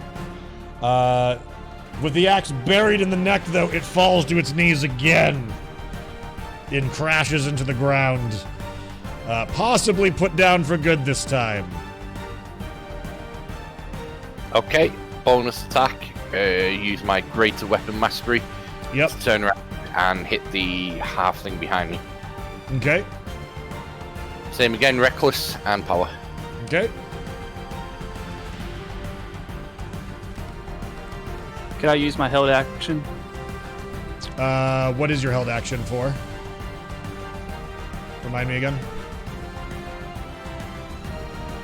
I was holding Path of the Grave. But what was the triggering action if you were attacked? No, it was whoever Crom was going to attack. Oh, sure. All right, I'm going to trigger and use it on the halfling rogue. Okay. Pretty much if Crom hits, all damage is doubled.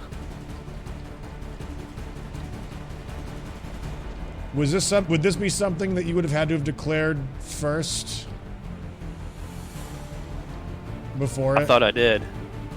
I thought I did because I said I held my action with Path of the Grave. Right, but I mean, because he attacked the paladin first, and he rolled well already. So it's like I'm trying to gauge whether or not we should. Rules as written. Yep. It would have went on the Minotaur first since that was the first instance. Yeah, I was gonna say, like, do you get to choose? Do you get to cherry pick the most opportune time to do that? I didn't think you kind of did. If he would have stated, I use Path of the Grave on his second target, then I would allow it. But rules as written, he probably went to the Minotaur. Okay. I'll give you the option. All right, if you want to disregard it, that's okay. Okay. There was a bit of a complicated action, but yeah, I would say that's how it stands for this one. You may do something else Fair instead, enough.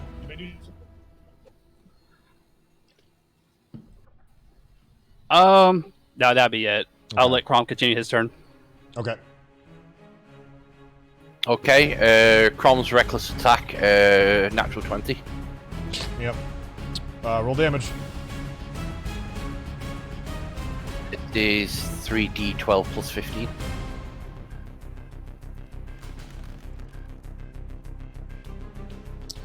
Okay. 31 points of damage. You tee off with your axe, and you just cleave right through the halfling. The smaller body proportions make it especially easy.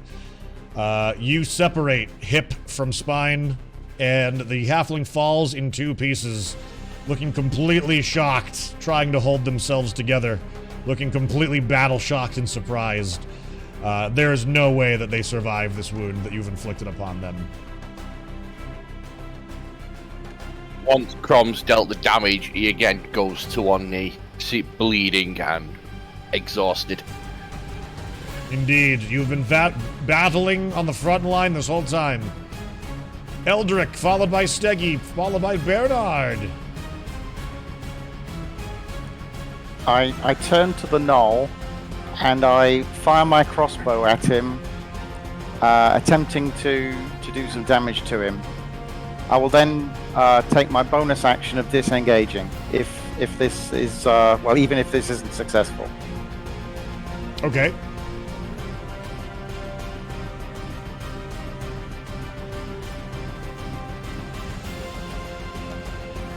Oof.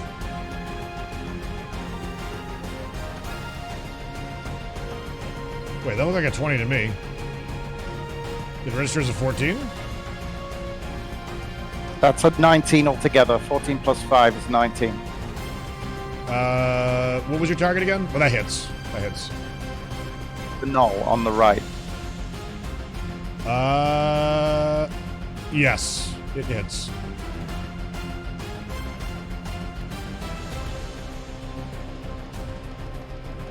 Six damage. All right. Thank you. And then disengage. All right, you may do so.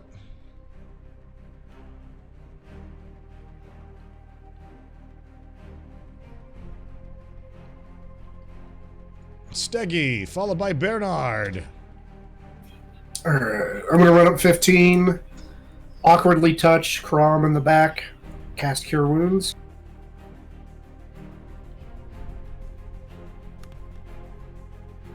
It's 6 HP. Okay. And the rest of my movement... Now let's go back to where it was. Crom, you feel your wounds begin to knit. You're still probably seriously wounded, but you're feeling better. Bernard, followed by Jonas. Alright, noticing the dwarf drop, I collect myself, gather up, and then go for a bite, and at the beast that took a swing that I felt come right over my back. Mm-hmm. And then after I try and make my bite, I try and swipe at his legs to take it down. Excellent. Okay. I feel like Bless has been one of the most influential spells on your guys' battles. There's for the characters that have it on, I feel like it has been very, very, very useful. So that's 13 for the bite. Okay. That will not hit. And then here's a swipe for the legs.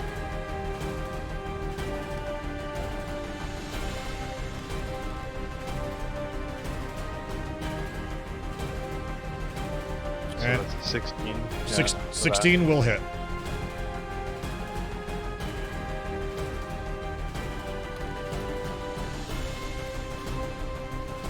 And that is my turn. Okay. And that was your bite on the second one? That was a claw on the second one. That was a claw on the second one. All right. You are engaged with the werewolf, both of you looming up to your full respective heights, just slugging at each other with claws, rending the fur and sending it flying on both sides. Jonas, followed by Gibbs. Gonna move up and bonus action, cast Hex on the werewolf. Okay. So, for the duration, it will have disadvantage on any strength checks it makes. Okay. And then for my action, I'm gonna hit him with an Eldritch Blast. Is there any save for that, or it just happens? Just happens. Can you repeat what it is again? The effect? So every time I deal damage to the werewolf, it's an extra 1d6 necrotic, and anytime it does a strength ability check, it's at disadvantage. Gotcha. Alright, and for my action, I'll fire an Eldritch Blast. Okay.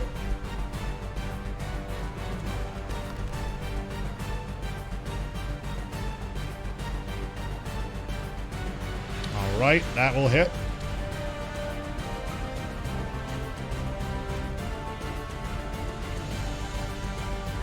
Seven force damage and 5 necrotic. Okay. The werewolf is afflicted by your necrotic attack, although it is in the full throes of a bestial fury, haha, and it is not looking like it is deterring it at all, although you are certain that you hit it. Gibbs, followed by Finn. New chat I will was move gonna up eat to me alive werewolf. for that one. What was that? I'll move up to werewolf. Yep. I'll use my quarterstaff. Mm-hmm.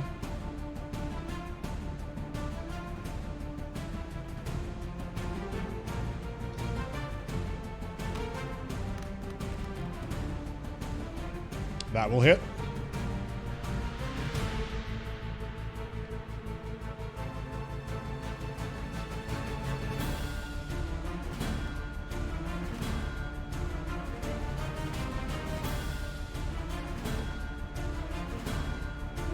Okay. Oops. You have a buck if needed. What was the total?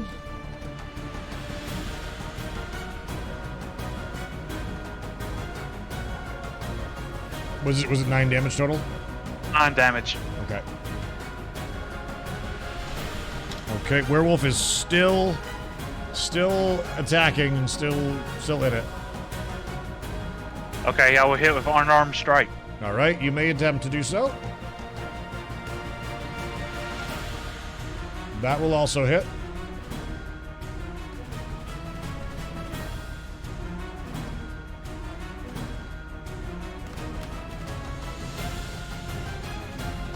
Five damage. 5 damage. Okay, you get back into the fray after striking with your quarterstaff. Seeing as how the dog and bear are still grappled in eternal combat, you slide in and with a well-timed short punch, you can see the X-ray of the slow motion peel away of the insides of the werewolf as your fist connects with the ribs and Mortal Kombat style, it splinters and breaks. It lets out a howl of pain, but is still standing. Finn Stillbreeze. After having failed to surprise the bard, you whip around the corner and disengage. Seemingly the bard not following you. What do you do? Right, what might be my last attempt to do something cool in this fight? I'll attempt to jump on top of this kind of seating area. Okay. Just on top of here. So you're where are you going? Okay, you get on top of that. Yeah. I'm going, because of the nature of it being like pretty smooth, I'm gonna have you either roll a climb or a, oh wait, I guess it would be athletics. Make an athletics check.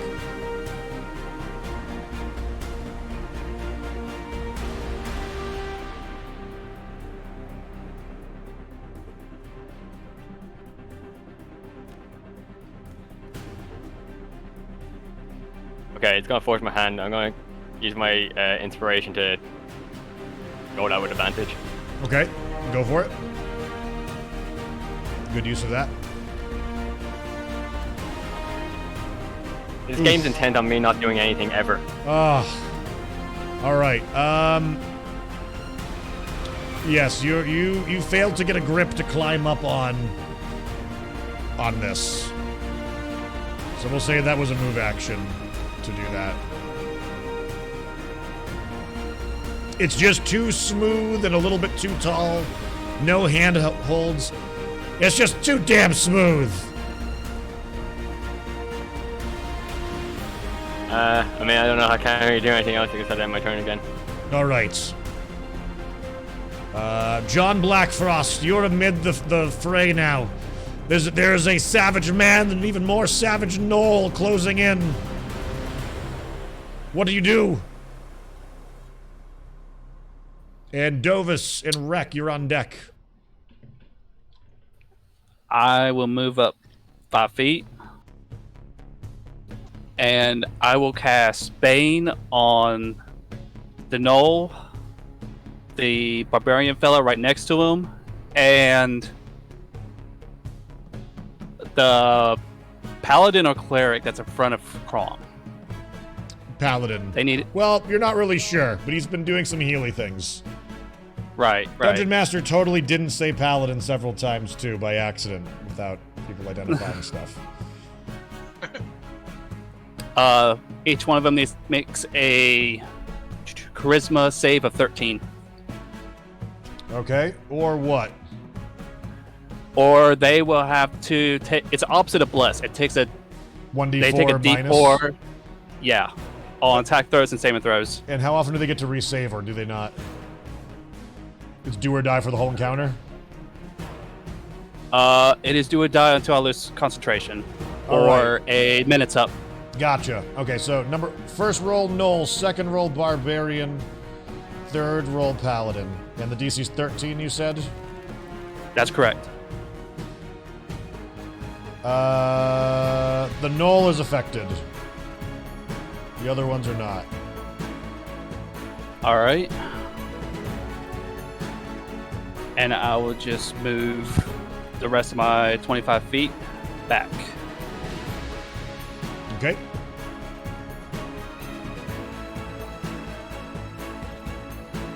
And now in my turn. Okay. Dovis, you're up, followed by Wreck, followed by Alabaster. This is tired of this mangy mutt.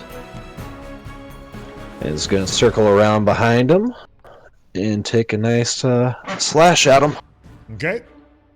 You may do so.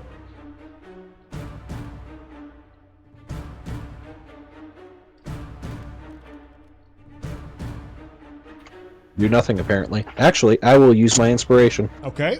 You may do so.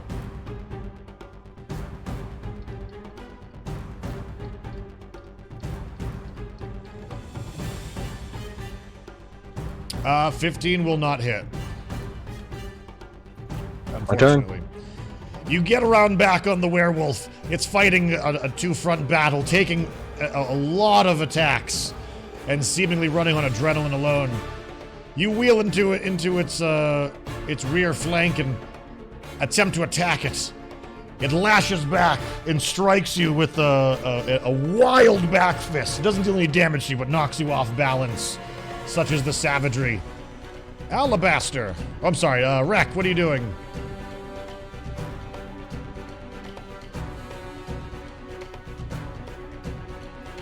I'm going to move forward and attack the humanoid again.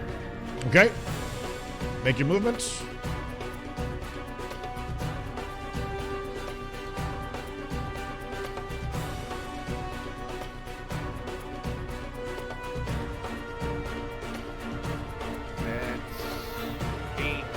That will not hit.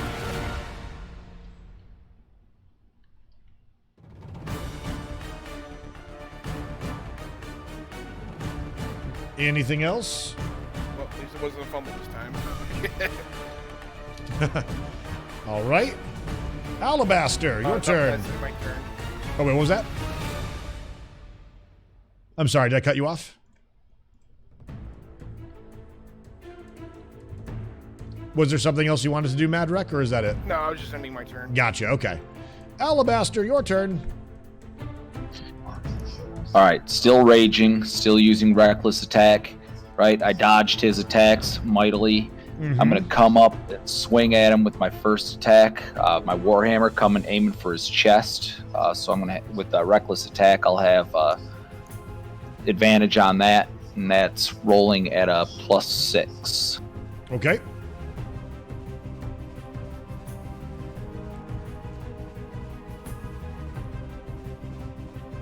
Oof. Okay. So 19 will, plus 6. That will hit. Alright, so this Warhammer is going to be plus a d8 plus 6. This is a reckless attack, right? Correct, that's why I had advantage. Okay. You may roll damage. So 14. Okay. And if he's still standing, I've got a bonus action for an offhand attack. All right, so you bring your hammer down and you smash him across his jaw. He staggers and reels and leans against the post, off balance, but he is still standing. All right, so still going to be at advantage. This one is going to be, there's no bonus to my damage roll though, so the d20 is going to be +6 still, and then the d8, if I hit them, will be straight. Okay, so you may make that attack.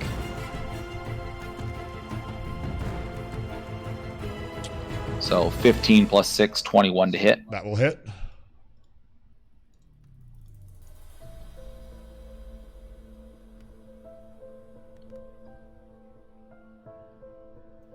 And 7 damage. Okay. He is still alive. He's gritting his teeth. He spits blood. Not bad for a savage orc, he says. I'm gonna look him in the eye and say, I'm a dwarf, and you touched my beard, you're going down. He tilts his head looking like, what the fuck? He doesn't know what he just heard, but it seems to have, like, confused and repulsed him at the same time as he looks you up and down. He gives you the James Franco. What? Look. And that's the end of my turn. Okay.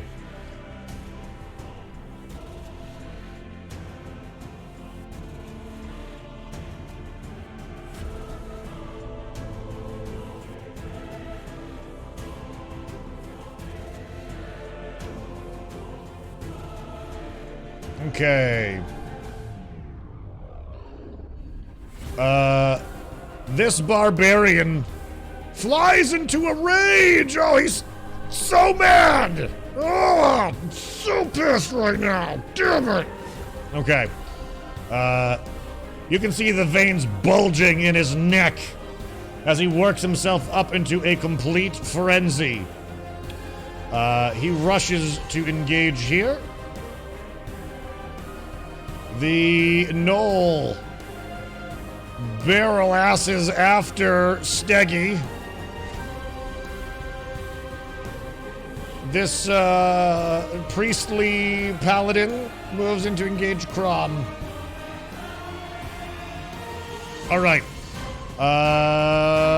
Also, so let's get down to the turn.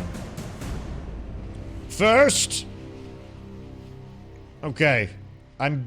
Injury report on the 3 players here. You don't need to tell me. Well, actually, I'm the dungeon master. How many hit points you guys got? 6 for Dovis. 6 for Dovis. 13 for Gibbs. Okay. 31 for the bear. Oh my god. All right. It's so dismaying. Okay. The werewolf will attempt to bite the monk. Will fail to do so. And will attempt to claw the monk. Will fail. Wait. AC 16. Fail to do so. But, it looks like some of its wounds are closing.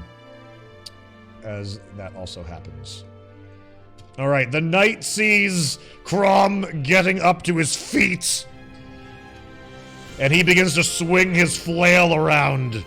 And it whistles menacingly through the air as he approaches, like a blender. You used a reckless attack last turn, Crom. I did. He attacks you with advantage. He will take that 19.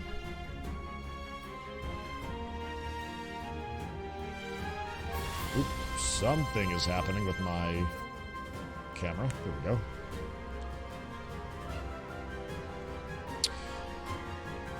He swings his flail, hits you for 7 damage, and at the last moment, it radiates with holy energy as he smites you for an additional 11.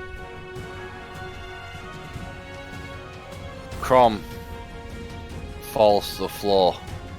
What would normally have been a fatal wound to most men, and just as he's about to completely collapse, he saves himself and stands back up, staring this paladin dead in the eyes.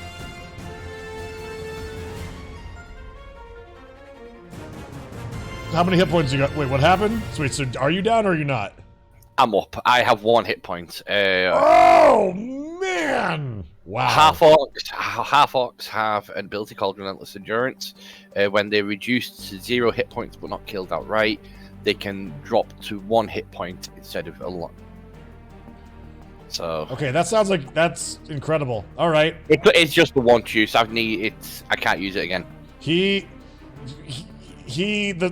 paladin is staring at you. His mace, or sorry, his flail is a glowing ball of spined justice, and the side of your skull is smoldering with the branding mark of his deity.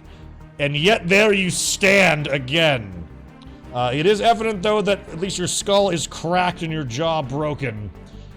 But you are standing defiantly. Blood pouring from an ear, an eye, and a nose. But you are standing! Okay. The drow over here has just given you that compliment before you said your "I'm a dwarf" line. And the drow, he whistles. And all of a sudden, the bard from up on high, a spotlight begins to shine down upon him as he strikes a dirge of discord. And he comes down from on high, to the sound of angels as he literally floats down in very, very, very slow motion, playing playing a dramatic solo as he levitates down into a flanking position on your side. Thanks, friend, says the drow as he attempts to sneak attack you, now flanked. And you did a reckless attack last turn, did you not? Correct. What's your AC? 14. Miss on both of those. All right.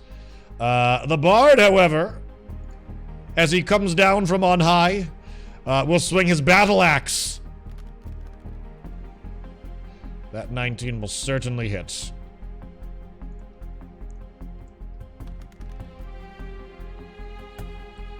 $12 damage. As he finishes strumming his tune and wields it above and brings it down across your back before landing on his feet. The Knoll attacks Steggy. That's minus 1d4 to this as well. Charges in. I'm gonna give him +1 because he's charging. So it's going to be an 18, 19, 20, 21 to hit. Oh, 17. That's my AC, so it hits. Oh, okay. All right. He leaps upon you and attempts to deliver a savage attack for 10 damage. Scary. So rushing up behind you, he delivers an uppercut slash, and you can feel the sting raking across your shoulders and spine. Okay. Barbarian engages. What Before was he that? makes that attack, I get to use Warding Flare to impose disadvantage on his attack. That's a Okay. And does this do I get a save against that or no? reaction. No, it's just automatically, it's like I'm blinding him with my holy symbol. Okay. And rage does not give you advantage on attacks, right? No, you need a reckless to get advantage. Okay. I guess I will make this a reckless attack then and negate the advantage and disadvantage entirely. Right? Yeah, it's just a straight roll then. Okay, so disregard the the second roll of this one. First one counts. AC? 16. That will hit. Rushes in with a great sword and deals 7 damage to you. Right. Leaps with a roar! Okay. But then... Oh no. From out of the shadows, an assassin appears! What's your...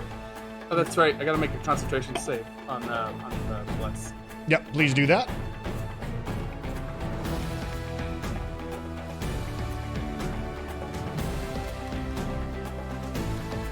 Ooh.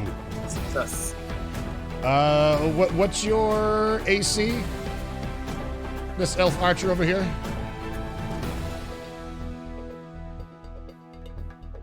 I think that's Madrek. Madrek, yes, sorry. How much? Can you repeat that, please? His AC's 14. 14. Okay, thank you. That will hit. The first one will hit. All right. leaps in with a sneak attack on you for 9 damage. As he suddenly appears out of nowhere in a gust of sand and sinks a longsword into your side. Okay. Bargy, your turn. Well, I suppose I may as well step out. Things are not looking too great now anymore. And if I'm not mistaken, I just saw that muscular, beefy human start flailing wildly at our cleric friend there, right? You did. You did just see that happen. I'm gonna have to punish that. Okay. Stepping a bit out from the shadows, raising the book as before, pages begin to flutter, and a crackling orb begins to appear out from the book as a thunder-based chromatic orb flies towards the barbarian. Okay. If I'm not mistaken, because of the reckless. Yep, the attack... you got advantage.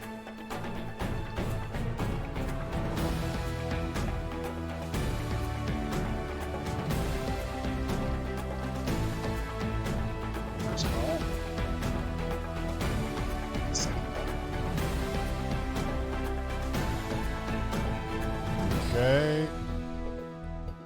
That one will hit.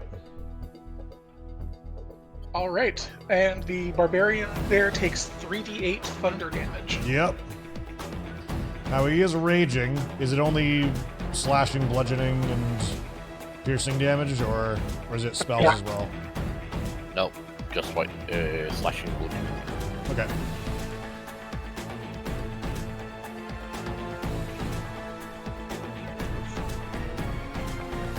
Okay.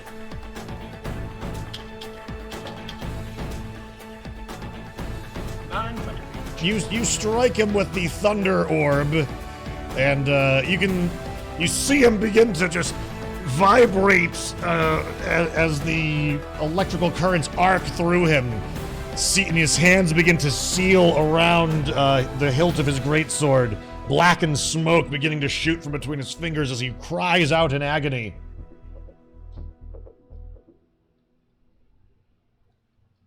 A bit more English on the next one. And that will end my turn. Okay. Ciro, followed by Desmond. Alright. Just as Bargy makes that attack, Ciro will spin around with his orc chopper and try to take a hit at him. Okay.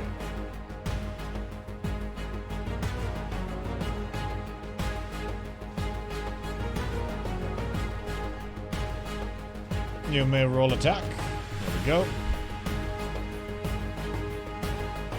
Oh, that's right, he's reckless, so I get advantage. You do get advantage.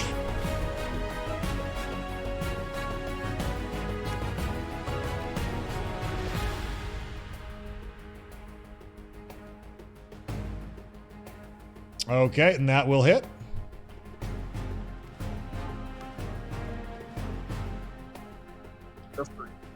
Okay, thank you very much.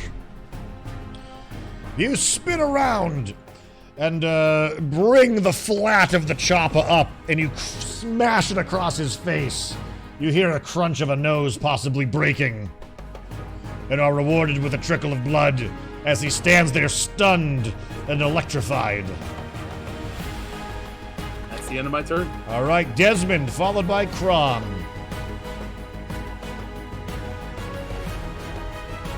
I'm going to move there and then shoot the barbarian in the back. Okay.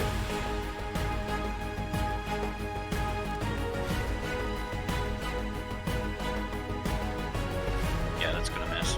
That will miss. Shooting into the Done fray. after that.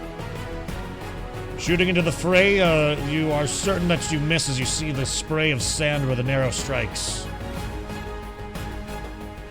Crom. You're still standing. Just. He stares at this man of light directly in front of him, breathing heavily. You fight well, even if you take me down. No, I will not go down. For the fight. With this, he gives a massive scream in his face, holding his great axe with two hands, swinging hard, using an inspiration to gain advantage. Okay.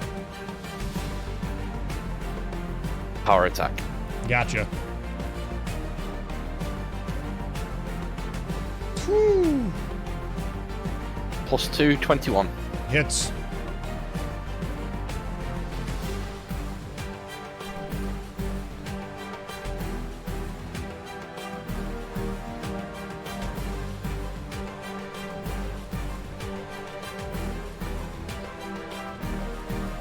This +2 for rage, which I've not been doing.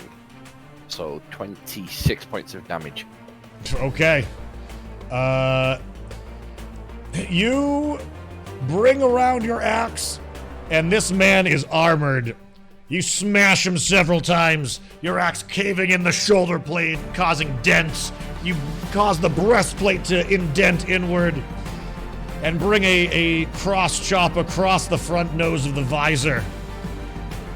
And you're certain that you struck some terrible blows. The man's helmet is dented in, and perhaps even to your surprise, he turns and looks you straight in the eye as he too is still standing.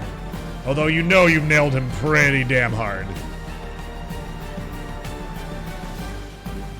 Eldrick, followed by Steggy.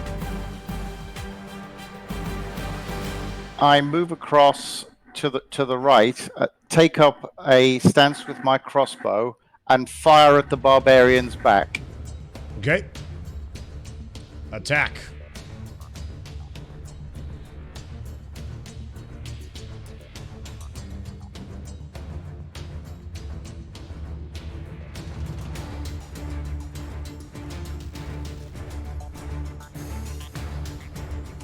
I'm having trouble controlling this here. It's okay. It's alright.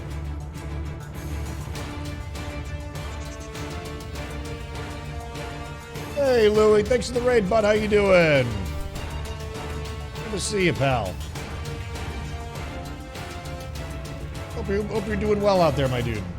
Thanks for stopping on in. Okay, I fire my crossbow at him. Mm-hmm. With advantage. That one will hit anyways.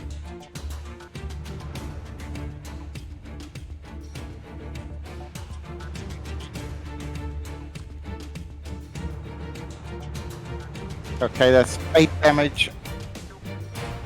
8 I also make a sneak attack. Yep. Which is an extra 1d6.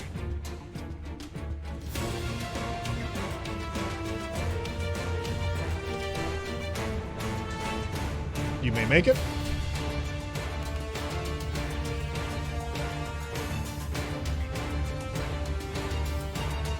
Okay. Is that it? I think I then that's the end of my turn, I think. Okay. You sink a crossbow bolt into the calf of the barbarian, and you know that you struck pretty well. All of the you know the human anatomy pretty well at this point, and but that barbarian's got a lot of adrenaline running through him, and it seems to be that he is still standing. Stegs, followed by Bernard, followed by Jonas. What are you doing, Stegs? There is a gnoll yipping at your heels. Not for long, because I'm going to use my Goblin Nimble Escape to go 30 meters away and disengage. Hang on, I must count. That's 30. He's so mad. I'm going to toll the dead the paladin over here. Okay. So he needs a Wisdom 13 DC. Gotcha.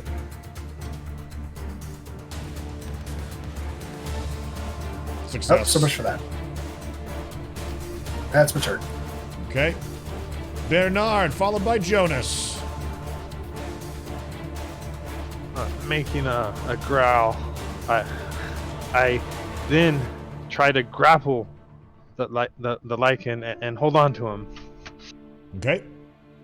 So strength check. So yes, an opposed strength roll.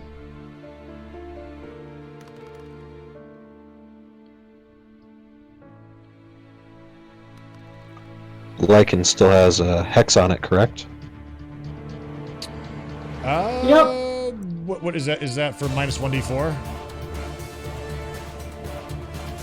I believe it's disadvantage on strength rolls, isn't it?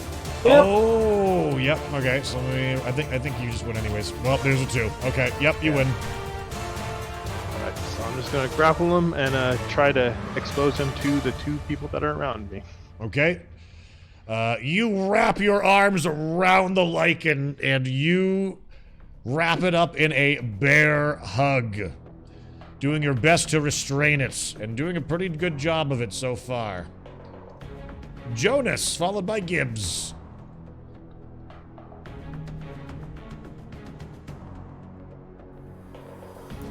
Keep steadily advancing on the group that's beating up the werewolf, and fire off an Eldritch Blast.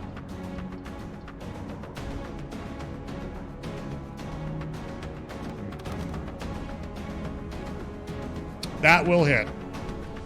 That will certainly hit.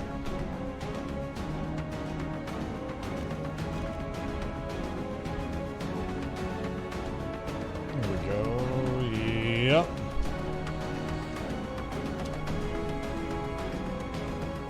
Plus 5 Yeah, necrotic I just connect. tried that one. It's not my favorite. It's okay. I think the straight up strawberry flavors aren't G Fuel's strongest suits, unfortunately, but it's a pretty good one. And that's me. All right. The lichen is slowly being dragged down. Its ferocity being tempered by the restraint and constant pummeling it's receiving. Gibbs, the bear has restrained the lichen. What do you do? I'm gonna whack him with my quarterstaff. All right, you do so.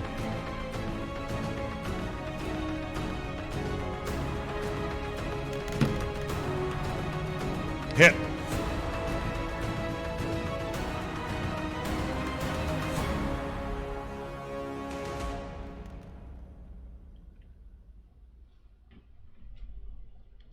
Okay. As a bonus, I'll use another chi point and use 3 blows. Use it. Go for it.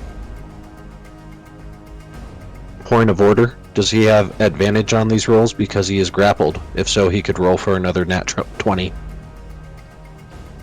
I'd allow it.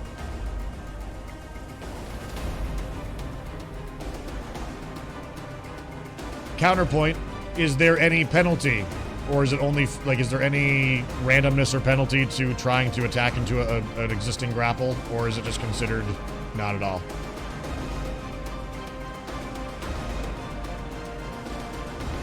Normally, grapple just makes the victim not able to move, and melees get advantage on them. Okay. Okay, good to know.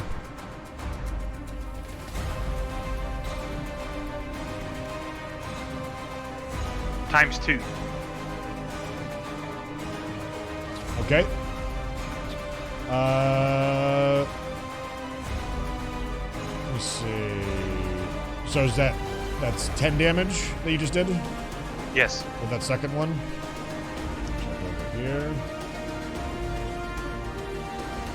He's still standing.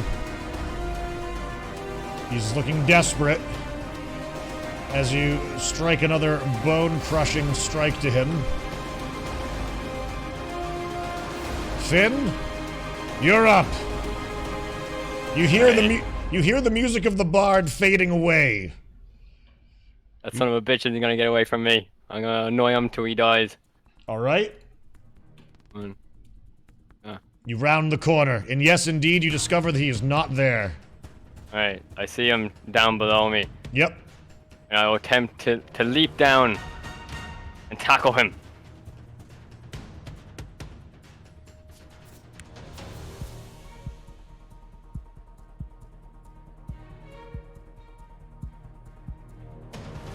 Roll Athletics.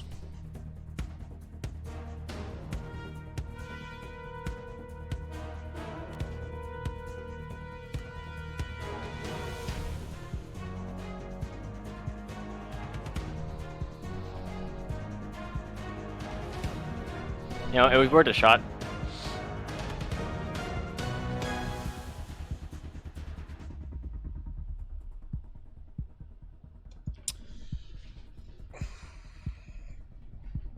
Okay. You saw that the bard got down there and think to yourself, all right, I can do this. You get yourself ready and leap off. You've got your weapon raised. You're ready for the plunging attack that would make Sephiroth proud. He leaps through the air, but it is apparent as you are halfway there that this was a very bad idea, and you crash to the ground. Just completely belly flopping, and you fall.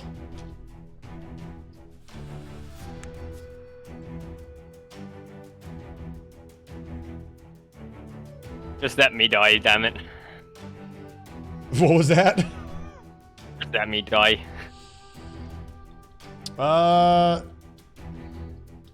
Question. It's every 10 feet is falling damage, right? It's a D10, I think, for every 10 feet, yeah. Oh. I think it's D6. Oh, that was D6 for every 10 feet. Oh, is it D6? Oh, yeah, okay. Alright. And there would be no rounding up, right? So 25 would not be an extra. D6. No, that's Okay. only for half damage. Alright. So, what you roll is what you get. Okay. You take 11 damage as you swan dive off of the edge and come crashing down. I will allow you to make a dex save.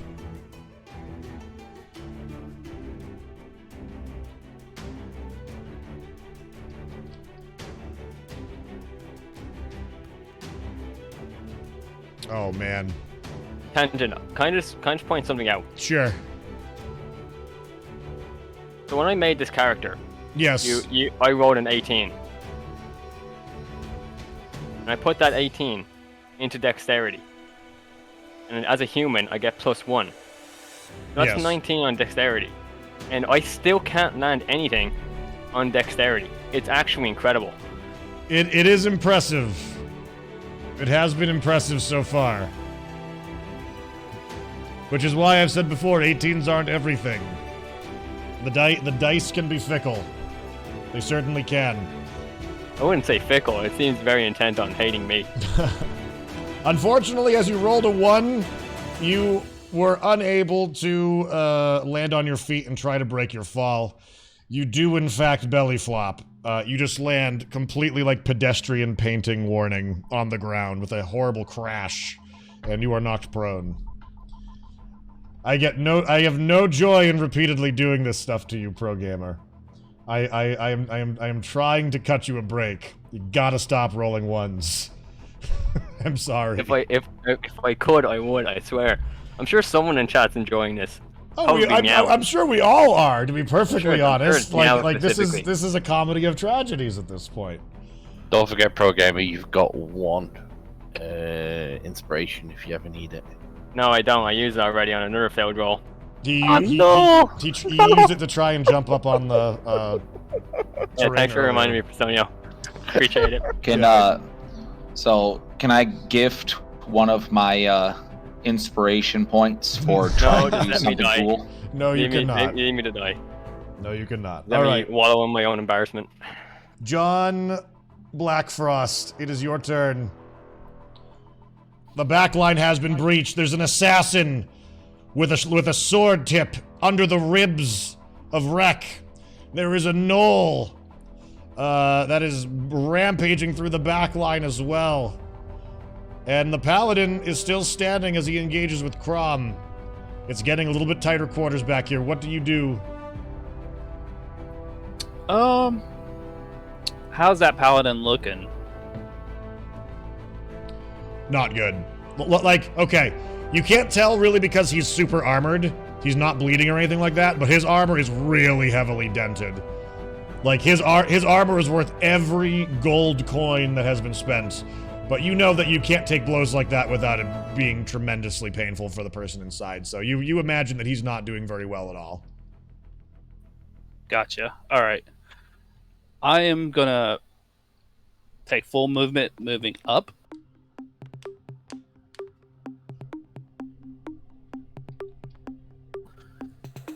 And I will use my bonus action healing word on Crom. Okay.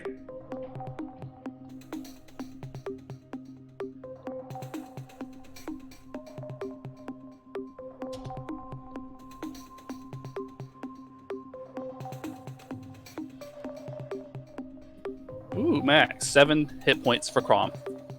Okay. Crom, you feel your wounds begin to rapidly knit. Your broken tusk pops out as a new one begins to grow underneath it.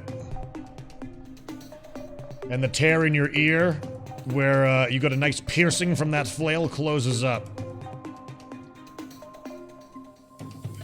And as an action, I will use as a cantrip Toll the Dead on the paladin. He needs to make a 13 wisdom save. Okay.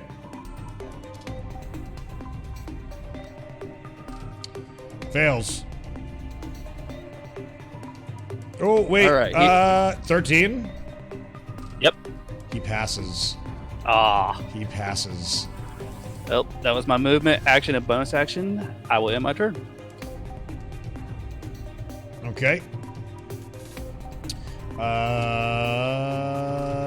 Dovius, followed by Wreck. Doggo gotta go. Doggo gotta go. You attempt to attack the Lycan. You can have advantage on this attack as well. Because he is grappled. Doggo don't go nowhere. There's such a fur-flying melee going on. It's just so hard to get a hit in. You can tell he's regenerating. It's like somehow, despite having him totally surrounded, he's just trucking on. Wreck, what do? Your eyes come back into focus and you suddenly realize you've been stabbed. You're bleeding. And there's an assassin right next to you with a gleam of malice in his eyes and a sneer on his face.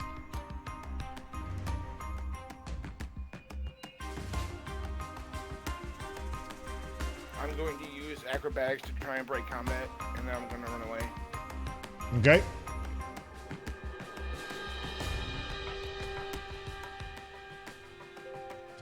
Is 16.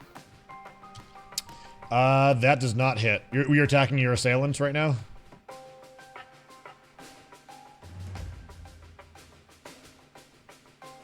No, I'm using acrobatics to run away. Oh, that was an acrobatics check. Is that just a flat DC, or would that be opposed by something? Normally just disengage. Yeah. Well, I mean, sure, you can just disengage, but like if he wants to do something like an acrobatics check. Do you want to, by the way, not do an acrobatics check and just disengage since you can do that?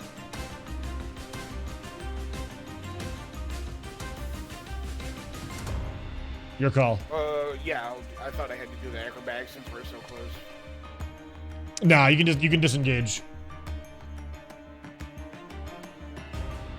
I'll just move away. Just run away, okay?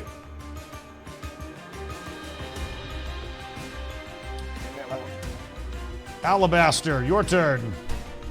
You're surrounded. And you just saw one of your teammates out of the corner of your eye just fall from the balcony. And is laying prone beside you. Well, down the stairs. Alright, I'm going to quick look over them and swing my first main attack at the Bard. reckless attack, so I have advantage. Okay.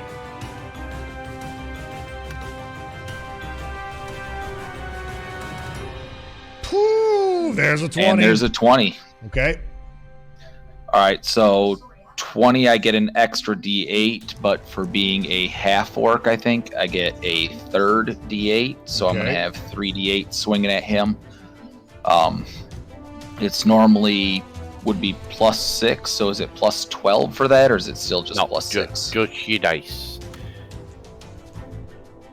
Thank you, Presto. All right, so that +6. So 25 damage to the bard. Okay. Let's see. The bard gets caught. What weapon are you using? Is it your warhammer? Yeah, warhammer.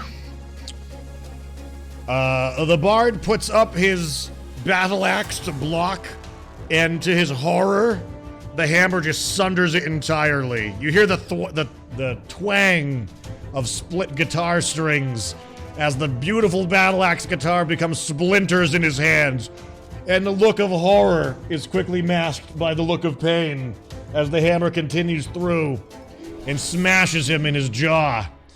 He ragdolls and falls down, smashing into a bow U-shape, spine first on these steps, and is just laying completely unconscious. All right, and then I'm going to remind the Drow that I have not forgotten about him as I use my offhand attack to swing at him as well. Okay.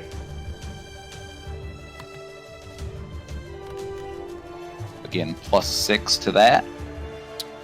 So 18. 18 will hit.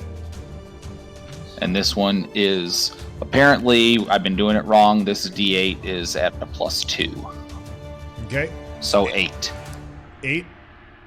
Okay. This... You catch this one with a hammer strike, and...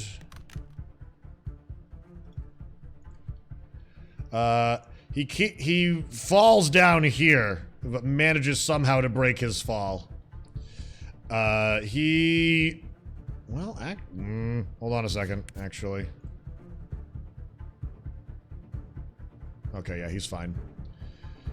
He has been knocked over and landed on his feet over there.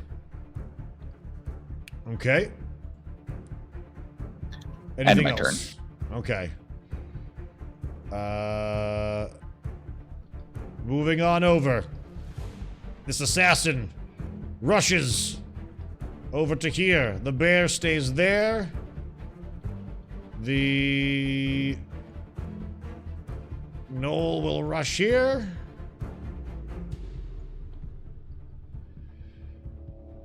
Do I have any other, like, sneakies anywhere? I don't think so. He's got to get up. Ugh. Just play dead. 10, 15, 20. He moves to re-engage you.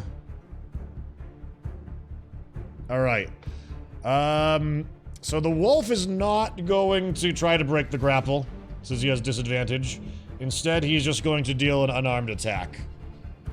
And use his natural attacks for that.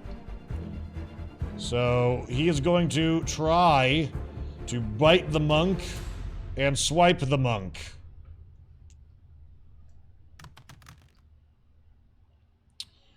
That is a 20 bite and a hit on the other one. Alright.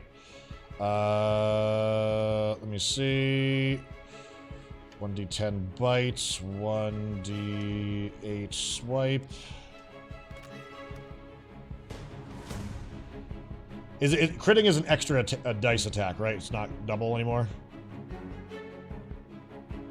Double damage dice. Double damage dice, okay. But not double strength. Correct. Alright. So, 7, 8, 9, 10 damage from the bite. And 4 damage from the swipe.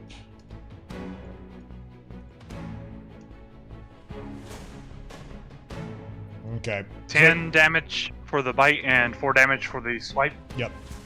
I am unconscious. Okay. So finally, you try and get him with another unarmed strike, and it grabs you by the wrist from the last turn and pulls you into the fray, and just you are suddenly amongst it. You feel the teeth. You feel the claws. You are very much a part of this grapple now, stuck in this mass of blood and fur and skin. And you just feel the tearing of flesh.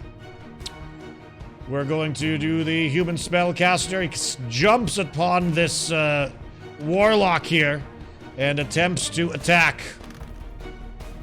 What's your AC? 17. He does not hit you with either of them. The Knoll is charging in. He'll get +1 to his attack. And -1d4. What's your AC? 14. 17, 16, 15. So he does hit.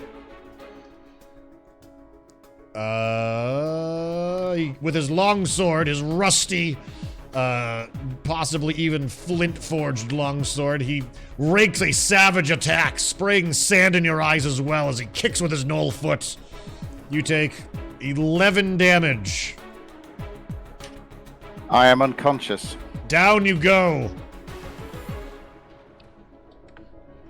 The human, staggering, looking at Crom now as your wounds close. You hear a muffled from within the helmet. He steps back for a moment, his shield raised, and he attempts to strike you with his flail. He does not hit you. Over here, Drow engaging, Demystic.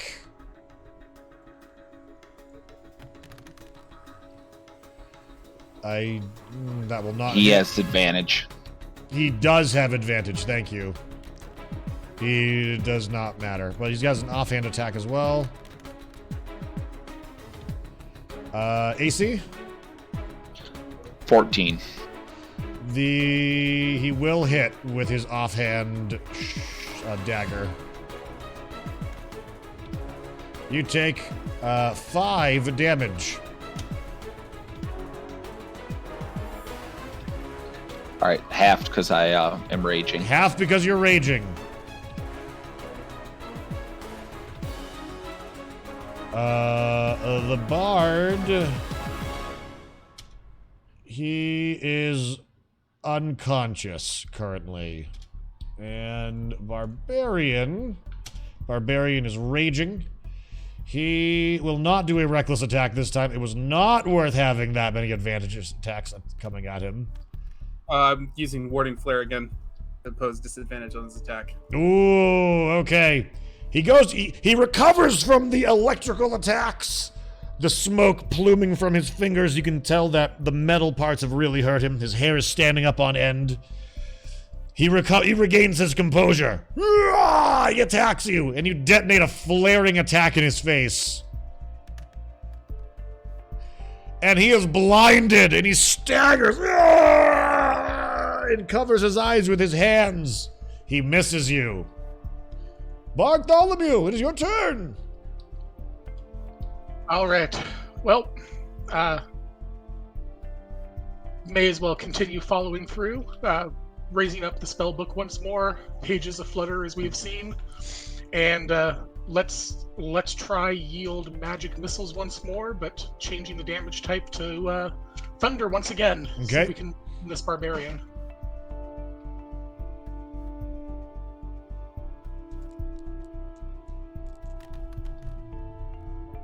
That is 10 thunder damage. 10 thunder damage. And as he is covering his eyes again, he's struck by another orb, and he shrieks in pain once again, throwing his arms out wide as his body is jarred with the electricity grounding through him. More smoke begins to plume from his hands. He tries desperately to drop his greatsword, and he just can't. He falls to the ground, smoldering, stiff as a board, without breaking his fall at all. He just falls back and takes a horrible bump, splayed out, and he does not move after that. Orange, back to the shade for me. Zero, you're up. The barbarian falls before you, making a sand angel in the ground, writhing from the electricity, but you're pretty sure it's just the electricity causing him to move. Seeing the Knoll, however, take down my friend, I'm gonna move over here. I think I've got this judged, right? He's currently got the minus 1d4 to his attacks, if that's what you're asking about. All right, I am going to channel divinity. Okay. And I'm gonna make a Radiance of Dawn channel divinity, which means that every enemy within 30 feet of me must make a Dex saving throw or take 2d10 plus 2 radiant damage. Half if they fail. The Knoll Half will... if they succeed. Okay, the Knoll will pass. Is the... Paladin should be in there. Paladin's in range? Paladin will definitely be hit by that.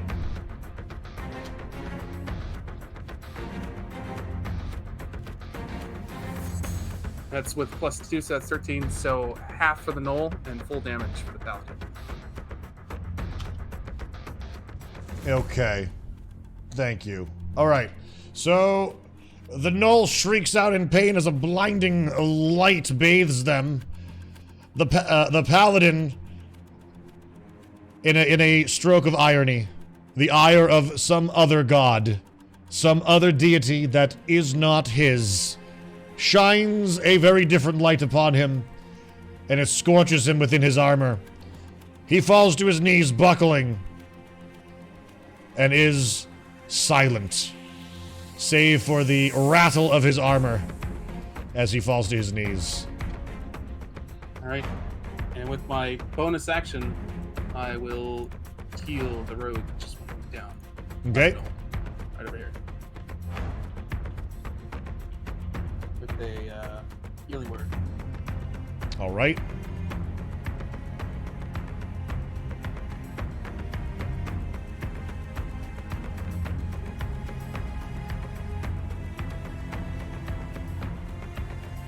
For 5. Okay.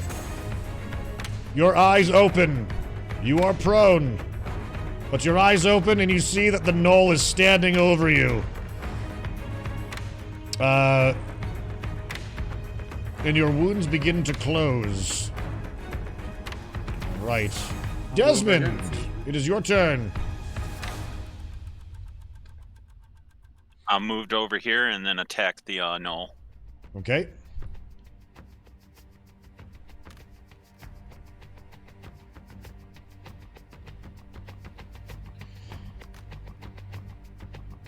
So that is a total of a 13. That does not hit. You fire an arrow at the Knoll, and he turns his shield, and you add a wooden arrow spiking out amongst the other spikes now. After that, I dash, and then I'm done. All right. Krom, followed by Eldrick.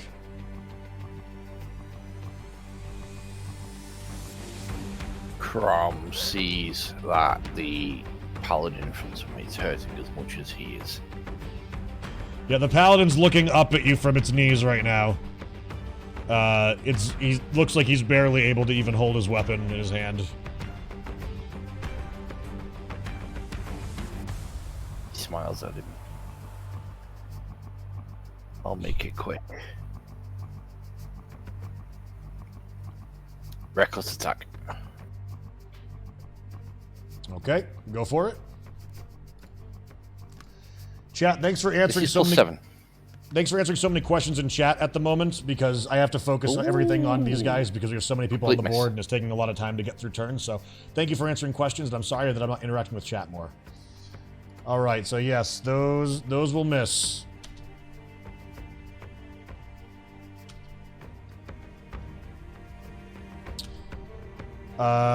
You attempt to make it quick. You raise a weapon, and you bring it down for the neck, believing it'll be a sweet, sweet execution, and a kindness delivered to this suffering soldier. But to your shock, the paladin raises his shield, and your axe smashes into it and tears a huge chunk out of it. But he raises it in defiance, apparently not needing or wanting your mercy just yet. Eldrick, you rise, you awaken, badly injured, but healing.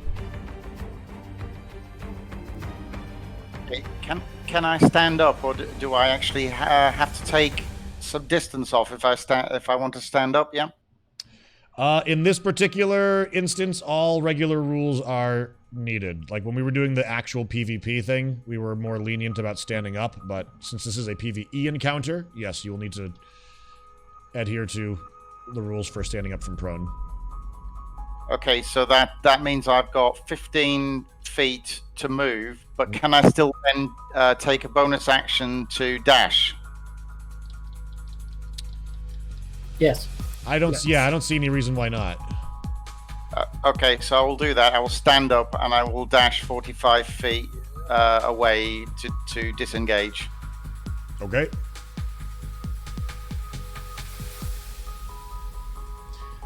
Making the tank chase.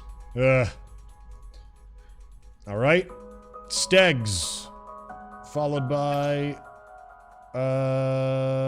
Bernard. I'm just going to move diagonally once again, touch Crom a little awkwardly, and cast Cure Wounds. Oh, you bastards! Alright. Go for it.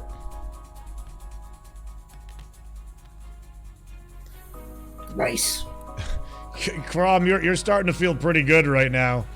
More, like you feel the familiarity of the goblin's magics as your wounds continue to knit closed.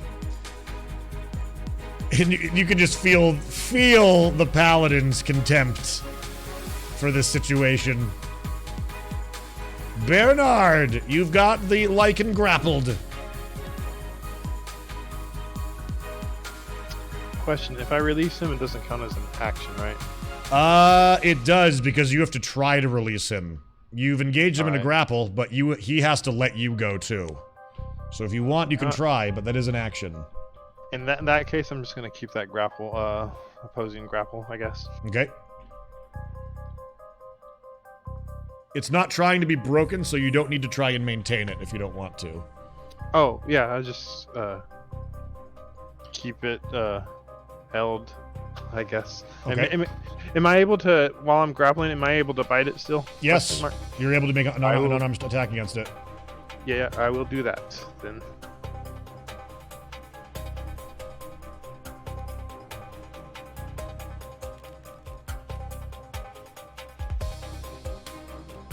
That hits.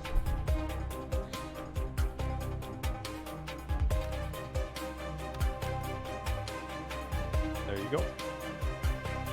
Okay. The werewolf is still alive.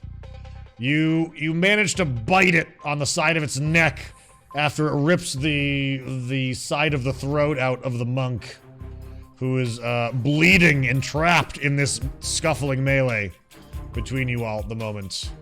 But you did get a massive bite. You feel your fangs sink in. Jonas, did you say you were unconscious? Or are you alive? I haven't even been hit. Okay, so I know a couple people went down last turn, so your go. An assassin swept up behind you, but you, feeling his presence, ducked at just the right moment, and his blade just passed harmlessly overhead, not even tearing a single thread on your elaborate robes. What do you do? Well, not feeling threatened by the assassin, I'm gonna walk out of his space. Like without disengaging? Just... Correct, yep. So he'll get a opportunity attack. Okay. He will take it. And does not hit. As I expected, and I'm gonna walk over to the werewolf and cast Inflict Wounds. Okay. Do so. Is it a disadvantage because they're still grappling each other? Or advantage? Yeah. Generally should be. I would say yes. I'm gauging whether or not this is becoming a messy grapple and there's a chance to hit other people. Because control is not established right now. But I'll say advantage will be fine for this. Alrighty. Well, this plus 6. So 18 Hit. for the highest. Hit.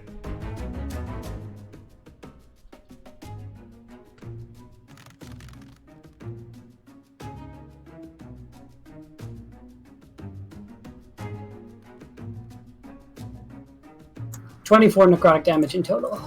Okay. The werewolf slumps to its knees with its teeth still stuck in the monk at the moment. It's still breathing, but it has collapsed. Monk is dying. Finn Starbreeze, are you conscious? Yeah. What do? You're prone. You feel like your nose may have been broken. You did not break your fall at all. What do? So I use my sword to help me up to my feet. Yeah. I just check to make sure my ribs aren't all broken. There are a few. That's gonna cost some gold to fix. I would weakly walk over. Mm-hmm.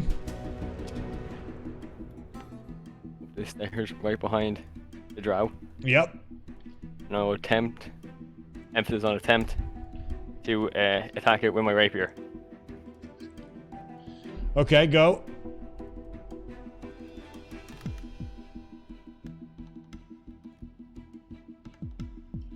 You hit. You hit. Oh my god, I didn't know this was gonna happen. All right. What do you do? So I roll my regular damage.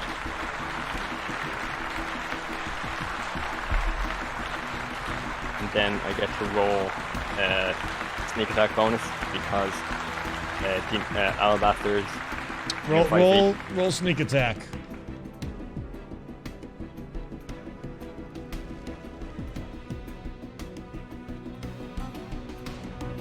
All right. Pro gamer, you put your sword into the ground and you stagger up to your feet, and your ears are ringing and your body aches and your bones crunch. There's a knock in your knee and it's hard to breathe. You see the melee going as you stagger up the steps. The drow has put a dagger under the ribs of Demystic over here. And you're just so fucking frustrated. You stagger over. You've had enough. You just grab the drow by his white ponytail, and there's a very sloppy knife across the front of the throat. And you open it. And he bleeds. And he bleeds all over Demystic. And with a gagging surprise, the drow falls to his knees and slumps to his front. I'm no longer useless, thank God. I totally get like a just smashed Loki vibe from this too. Like Hulk smashed Loki, just had enough of your shit. Finally getting it. Alright, John Blackfrost, what do you do amongst this chaos?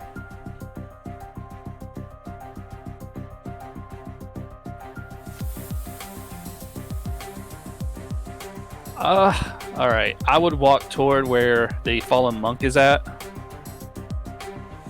Yep. And I would use my last spell slot, Healing Word. He is down, correct? Unconscious? He is down. He's got a sizable chunk missing from his throat. Death is imminent. He automatically gets 11 hit points. Okay. The monk recovers. Alright. Dovis.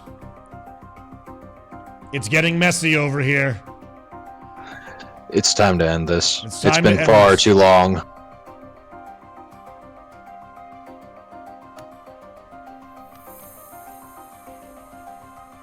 That will hit. That'll hit.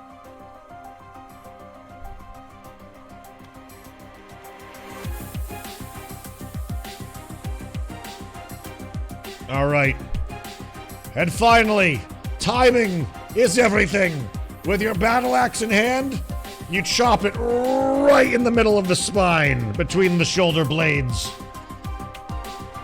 And the lichen goes stiff and slumps to the ground.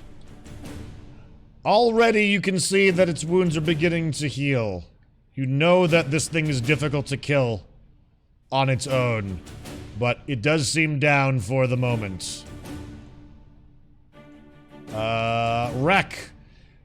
You sprint away, limping. A fresh wound on your kidney. What do you do?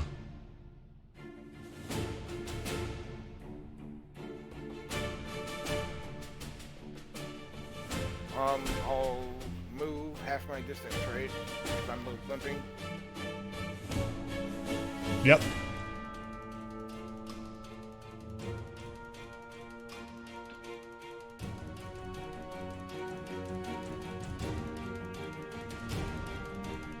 He dashes across the battlefield, limping, leaving a trail of blood in his wake.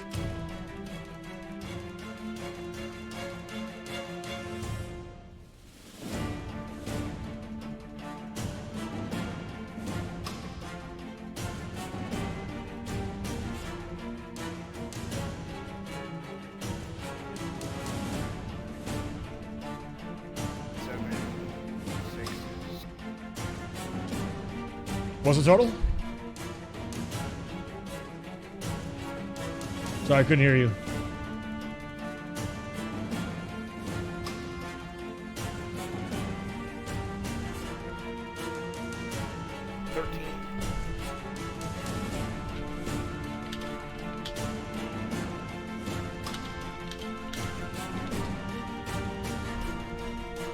Uh, 13 does not hit. You fire into the paladin's armor and you hear it clink just off some random plate of metal.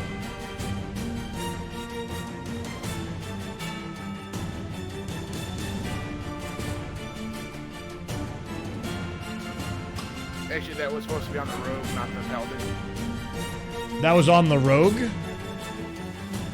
Okay, that still doesn't hit though. So he dodges it. Yep. Okay. Okay. All right. And so Alabaster. Let's see. So these guys are gone. Yep. Yep, this is Tailspire that we're using.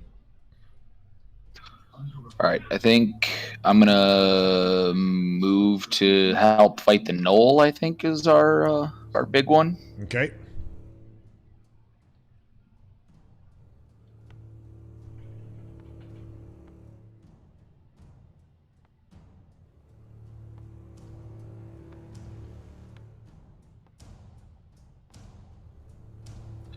And that's all I'm gonna do.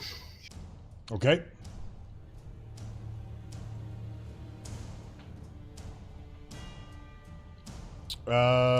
This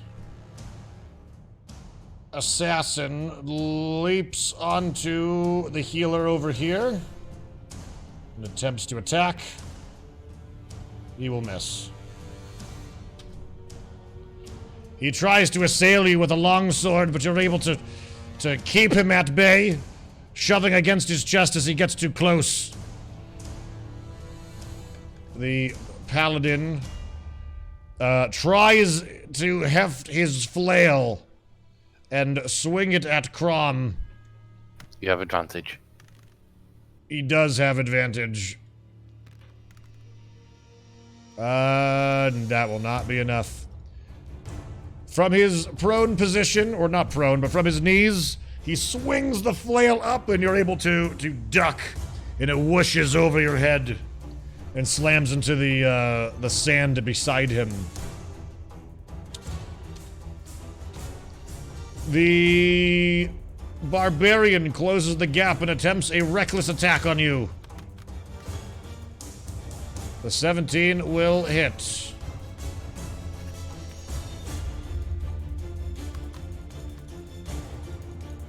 Eight damage. As his... Wait a minute. Hold on a second. Down. This guy's down. What am I doing? Down. Yeah. This guy, I forgot to remove him last turn. I am totally wrong. This guy's actually electrocuted and totally splayed out and dead. My bad. My bad. All right, I was gonna take the damage. I was like, something's not right. I'm like, wait a minute. Is this guy fried? Ghost barbarians! Alright, the Knoll here. He's gonna use aggressive. 1, 10, 15, 20, 25, 30. 5, 10, 15, 20, 25, 30. And he will attack! Does he still have -4 to his attack roll? -1d4? Or does that get broken? I have not been hit yet, so it's still up. Okay.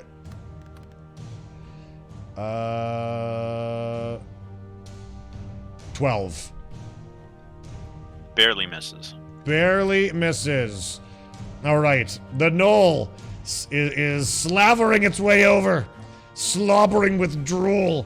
Cackling. Giggling as it approaches. And sweeps a blade near you so close. You see several of the arrows, the feathers in your quiver fall to the ground, sliced. So close was the miss. Bartholomew, you're up.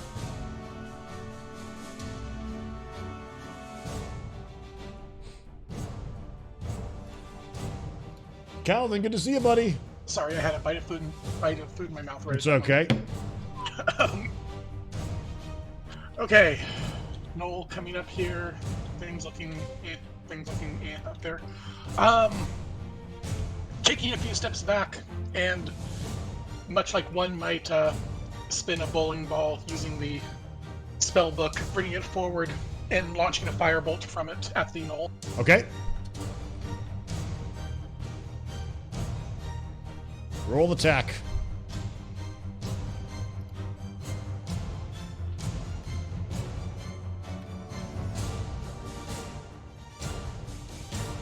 That hits.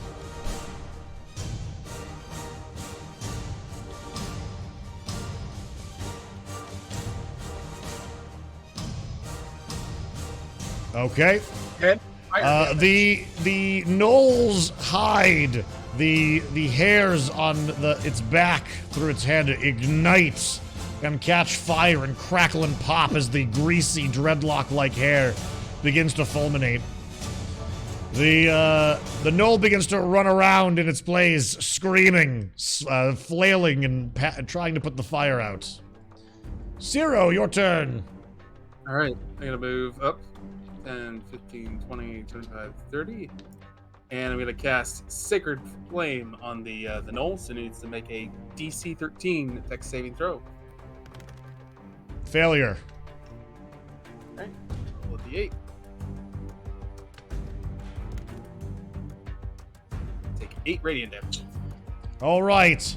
The fur on its shoulders and arms fulminate, as well as its legs. Its entire body is beginning to alight. It howls in agony, half cackling as well, perhaps with the irony of it all. It's flailing around trying to put itself out. Desmond, what do you do? There is a fiery orc swinging at you right now. I mean, not orc, Knoll. I wish around to face him, drop my arrow, and from my sleeves comes a dagger, and I go to stab at him. Whoa, okay. Hit. That's +4.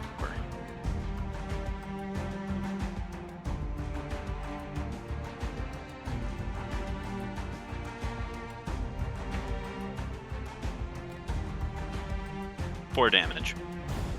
4 damage. All right. The Knoll is cackling, and with an opportune moment, you slide the arrow from your wrist and palm it in your hand, and direct it up like a dagger and stab the Knoll right through the cheek and tongue. And it claws at its face in agony. Crom, what do you do?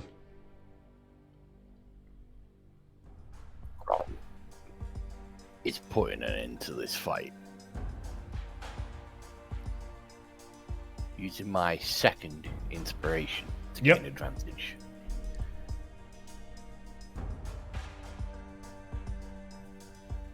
Power attack. This is +2. So 15. 15 does not hit. Okay, advantage. Oh, no. Okay.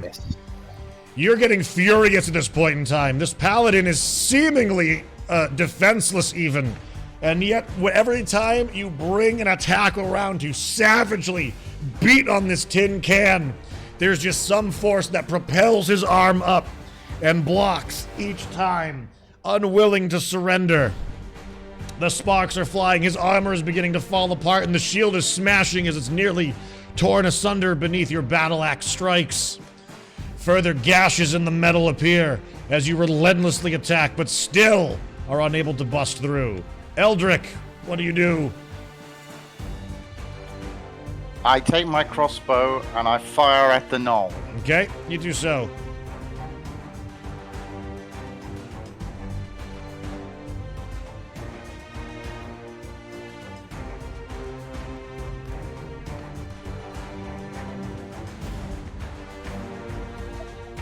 I hit, and because I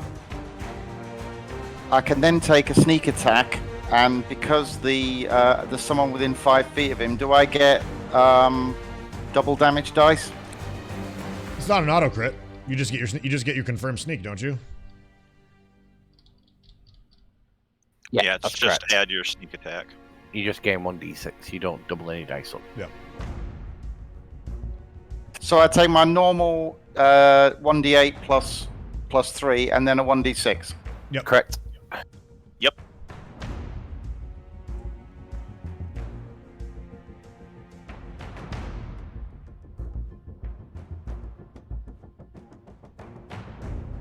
Okay. And roll the d6. Okay. You quickly reload your crossbow and see an opportune moment. The knoll is flailing, but he is a large target. And expertly, you pull the trigger, loose the bolt, and it sinks through the mouth of the knoll and out the other side of its face, and it falls to the ground motionless. Steggy, what do you do? Sorry, I have my bonus action as well to the. All right, go ahead. What do you do? I'm now going to dash off towards the other attack. The other attack? What do you mean? Sorry, the other around where the bear is. Okay, go for it. All right, while he moves, Thank you Toll for the the Dead on the 52. Paladin, DC 13. Thank you. Sorry, I can't move. I think because it's not my turn anymore. Oh, sorry. There you go.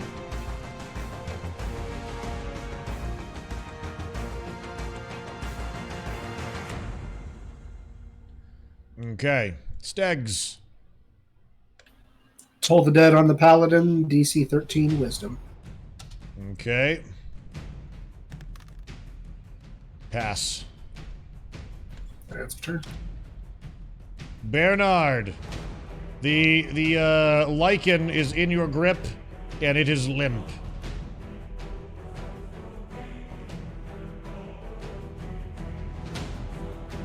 Alright, so what I'm going to do is I'm going to release it, and then actually I'm going to change out of my form, and do I notice anybody hurting badly on our side?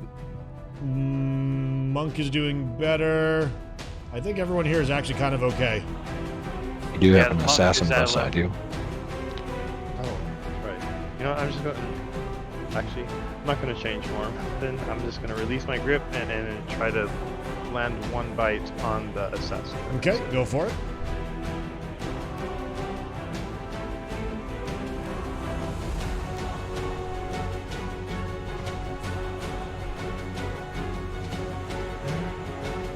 That's it. Okay.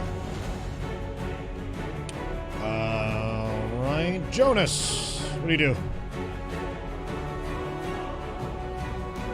Well, I don't trust that this werewolf is out for the count just yet, so I'm going to hit it with an Eldritch Blast. Okay, go for it. We'll say you auto hit. You can just roll damage. Can I fish for a crit? Yes, yes you can. All right.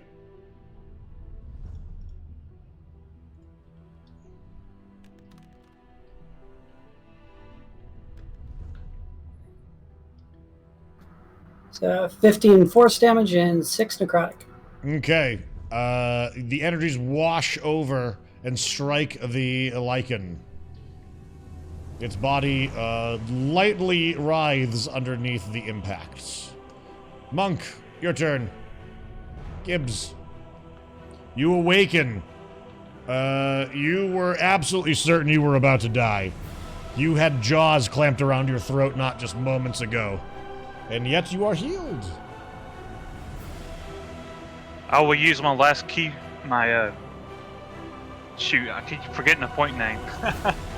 Tie point. Okay. Patient defense. Gotcha. Does that consume your turn to do this? I don't think it does. It does say when you use... Well, I mean, like, are you doing anything after that, though? Yeah, yes. Okay. I'm attacking the rope. Okay.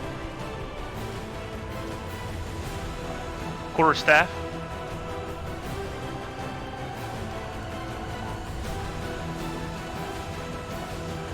Hits.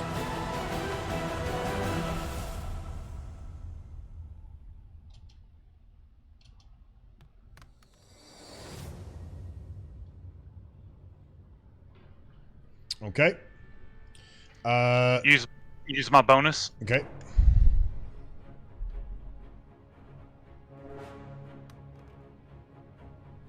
Hit.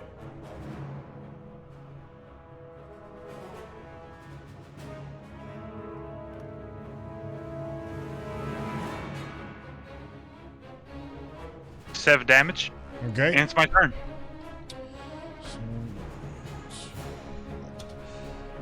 All right. You smash the assassin with your quarterstaff and kick him away, and he staggers and clutches his gut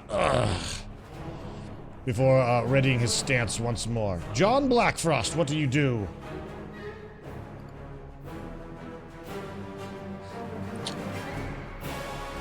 It's actually my turn. Yep. Should be Finn. Oh, I'm sorry, Finn. Go ahead. Don't worry about it. Not I bad. haven't been much use anyway. It's fine.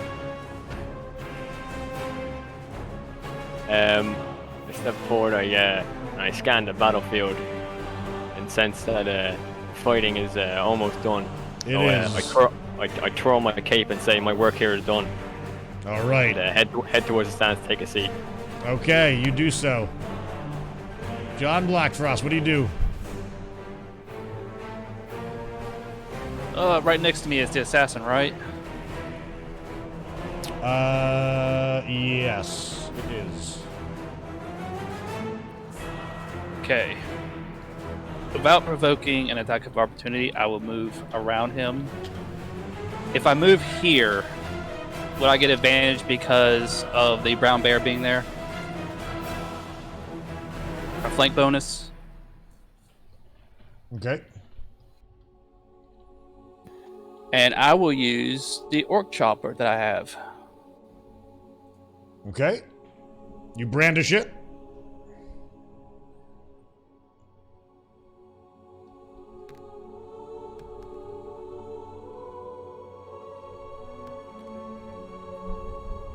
I assume that doesn't hit. They do not. All right. How are you trying to attack him with that? With the With- cleaver? With the orc chopper that I got last week. Okay, gotcha. So you brandish the York chopper, and it's pretty heavy. It's pretty cumbersome. You strike at the assassin, and he turns a blade aside, parries it with the shearing sparks from the nearly serrated razor's edge. Dovis, what do you do? Riding a small high from actually striking my target this last time. Woohoo! I'm gonna say, move over and let me show you how it's done.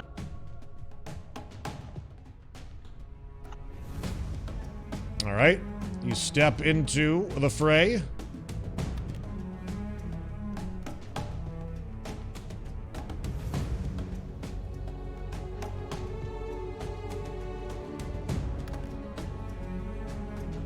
Be 10 damage. Okay, and you catch it at just the right time. The orc cleaver, the chopper, parried. A moment of vulnerability, and you strike. Down like a woodsman, your axe comes down and buries in the chest of this assassin who looks at you with complete shock and awe. His breath stolen, his weapon falls from his grip.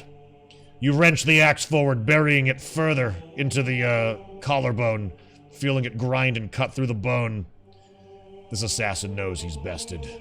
He falls to his knees, feebly gripping onto the upper neck of your battle axe, trying to pull it out in vain as the light begins to fade from his eyes. You have been judged. Madrek, you're up.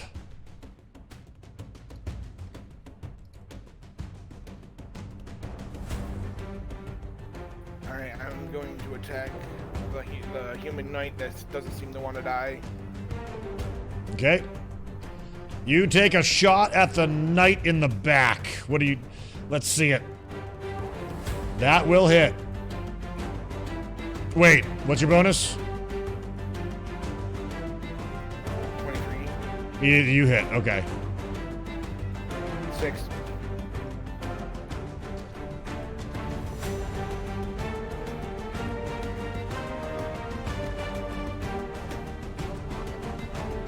Takes 6 damage.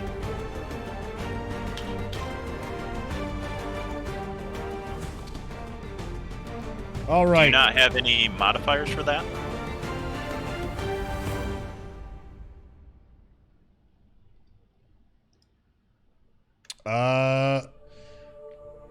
Okay.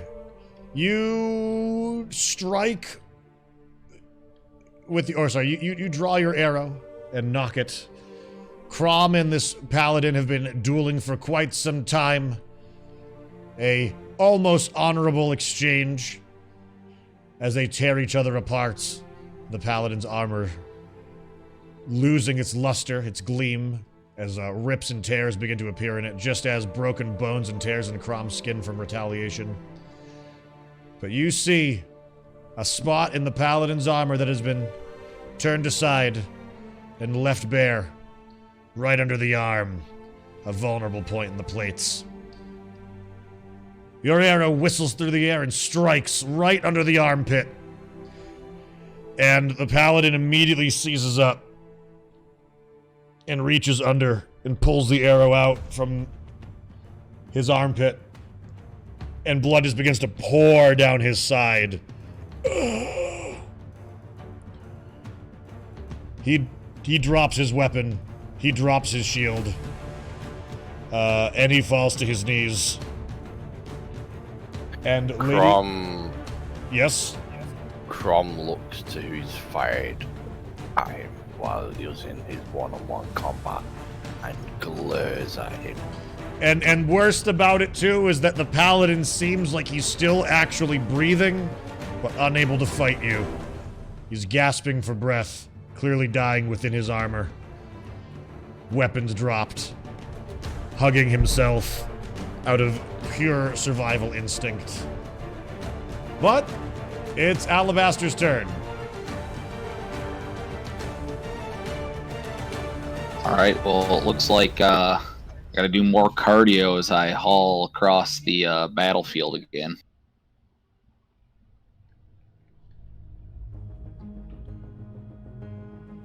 Okay, where do you move?